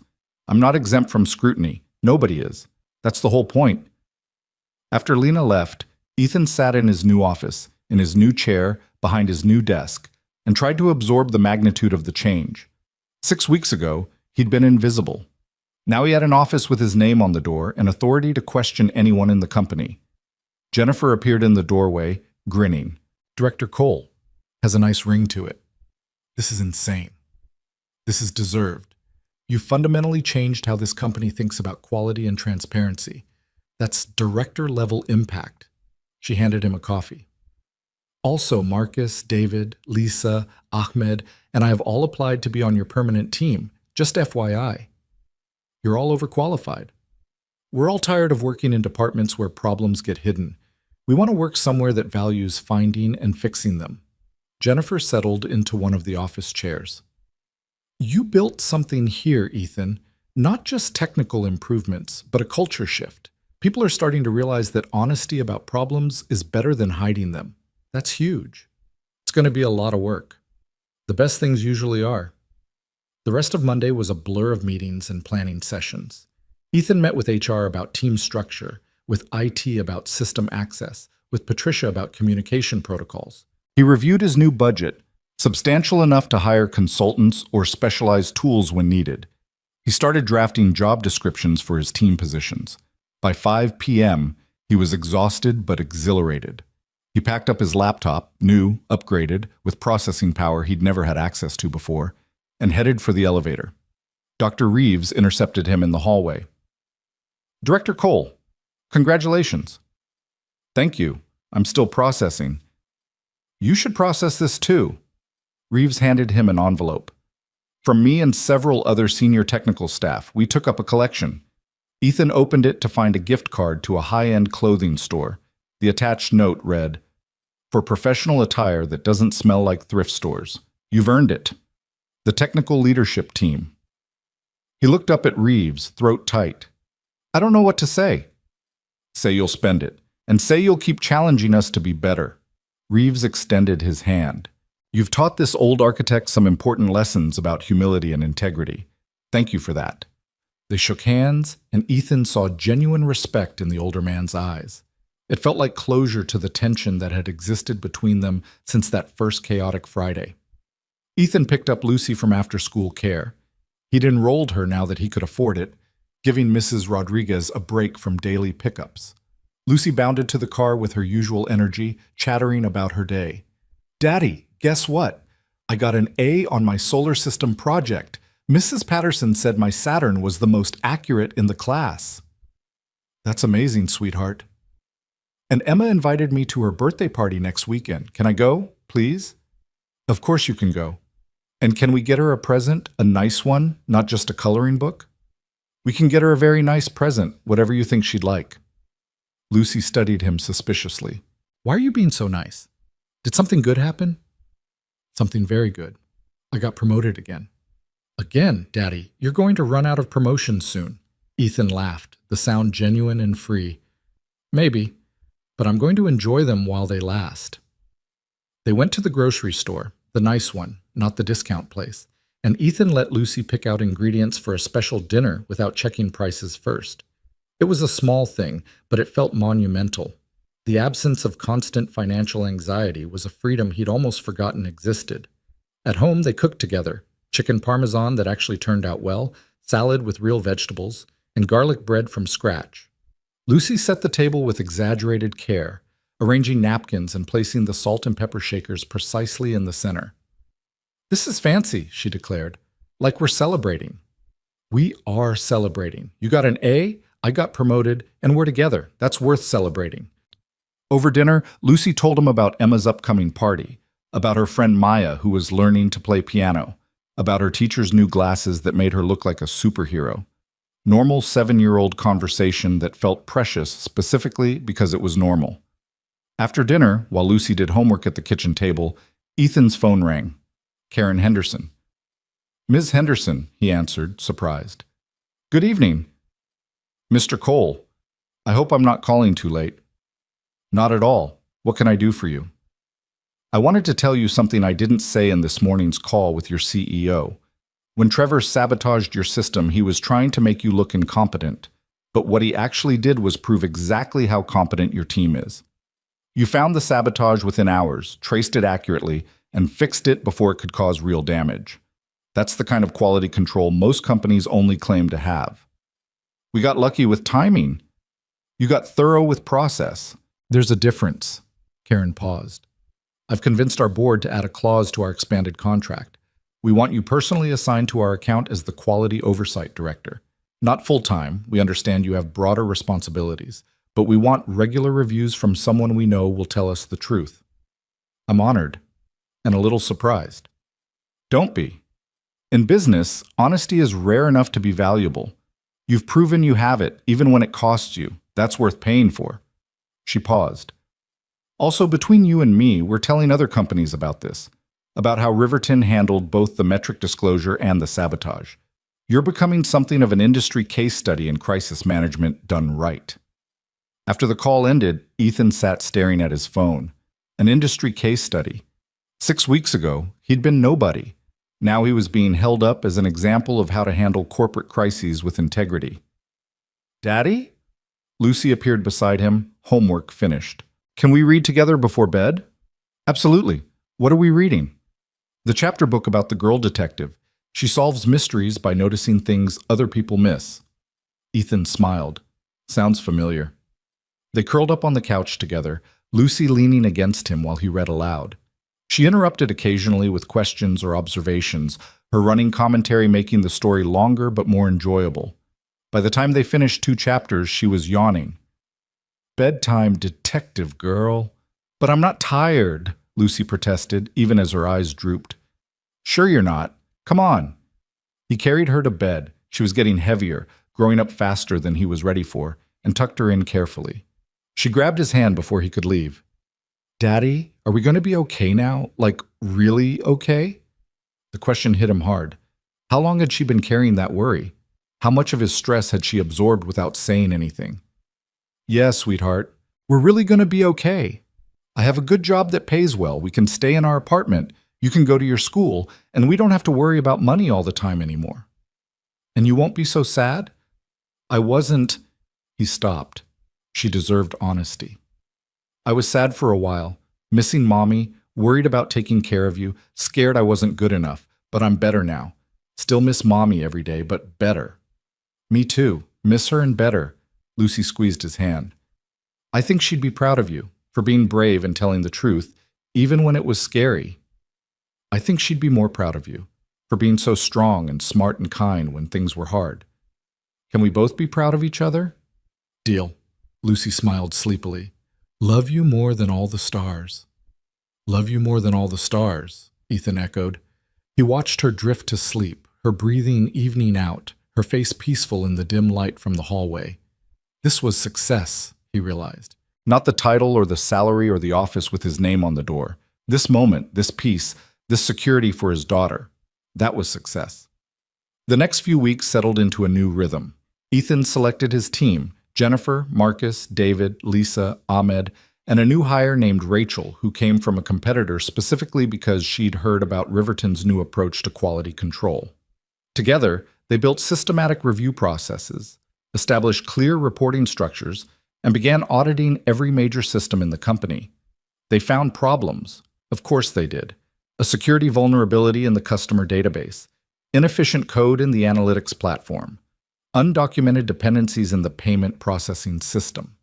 Each discovery was met with initial defensiveness from the responsible teams, but increasingly that defensiveness gave way to appreciation. People started requesting audits proactively, wanting to find and fix problems before they became crises. The culture was shifting, slowly, imperfectly, but genuinely.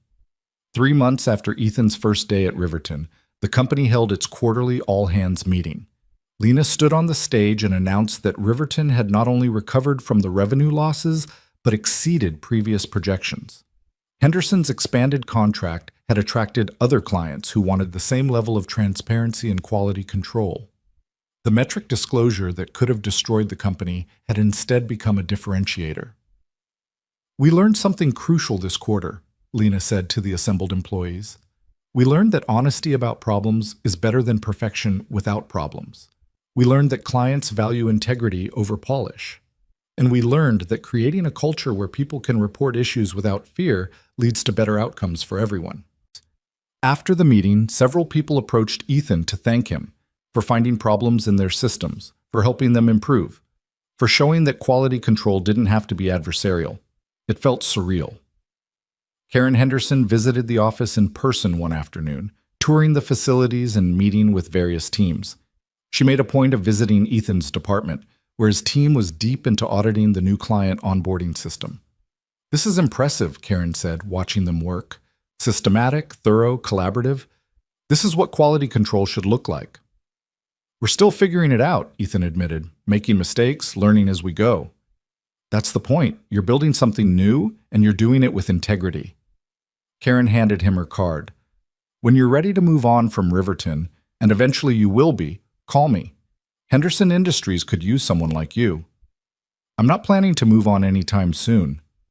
"Plans change. Just keep the card." That evening, Ethan took Lucy to their favorite park, the one with the good playground and the pond where ducks congregated hoping for breadcrumbs. They sat on a bench eating ice cream as the sun set, painting the sky in shades of orange and pink. "Daddy, remember when you were worried about your job interview?" Lucy asked. "Back when everything was scary?" "I remember. It worked out okay. Better than okay. It did.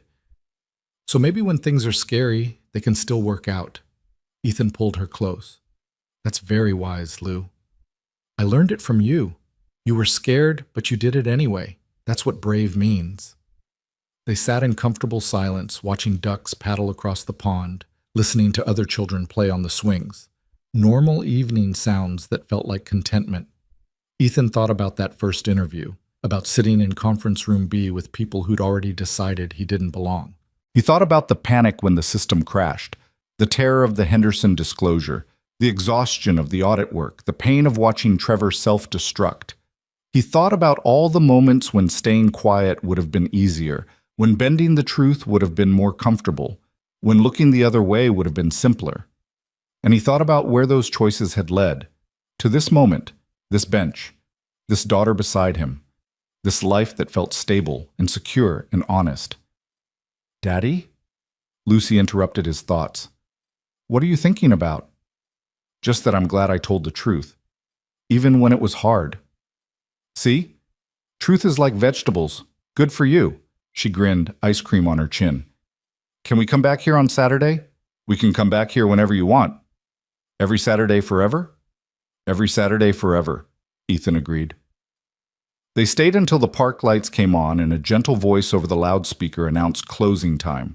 Walking to the car, Lucy's hand in his, Ethan felt something settle in his chest. Not just peace, but pride. Pride in the work he'd done, the integrity he'd maintained, the example he'd set for his daughter. The glass tower of Riverton Dynamics rose against the darkening sky, visible from the parking lot. For 6 weeks, it had seemed impossibly intimidating. Now it was just his workplace, challenging, demanding, but no longer foreign. He'd walked into that building as an outsider, rejected and invisible. He'd leave it tonight as a director, respected and valued. The journey between those 2 points had been painful and difficult, and absolutely worth it. Because at the end of the day, Ethan could look at himself in the mirror and feel proud. He could look at Lucy and know he'd shown her that integrity mattered more than comfort. He could look at his work and know he'd made things better, even when making things better had been hard.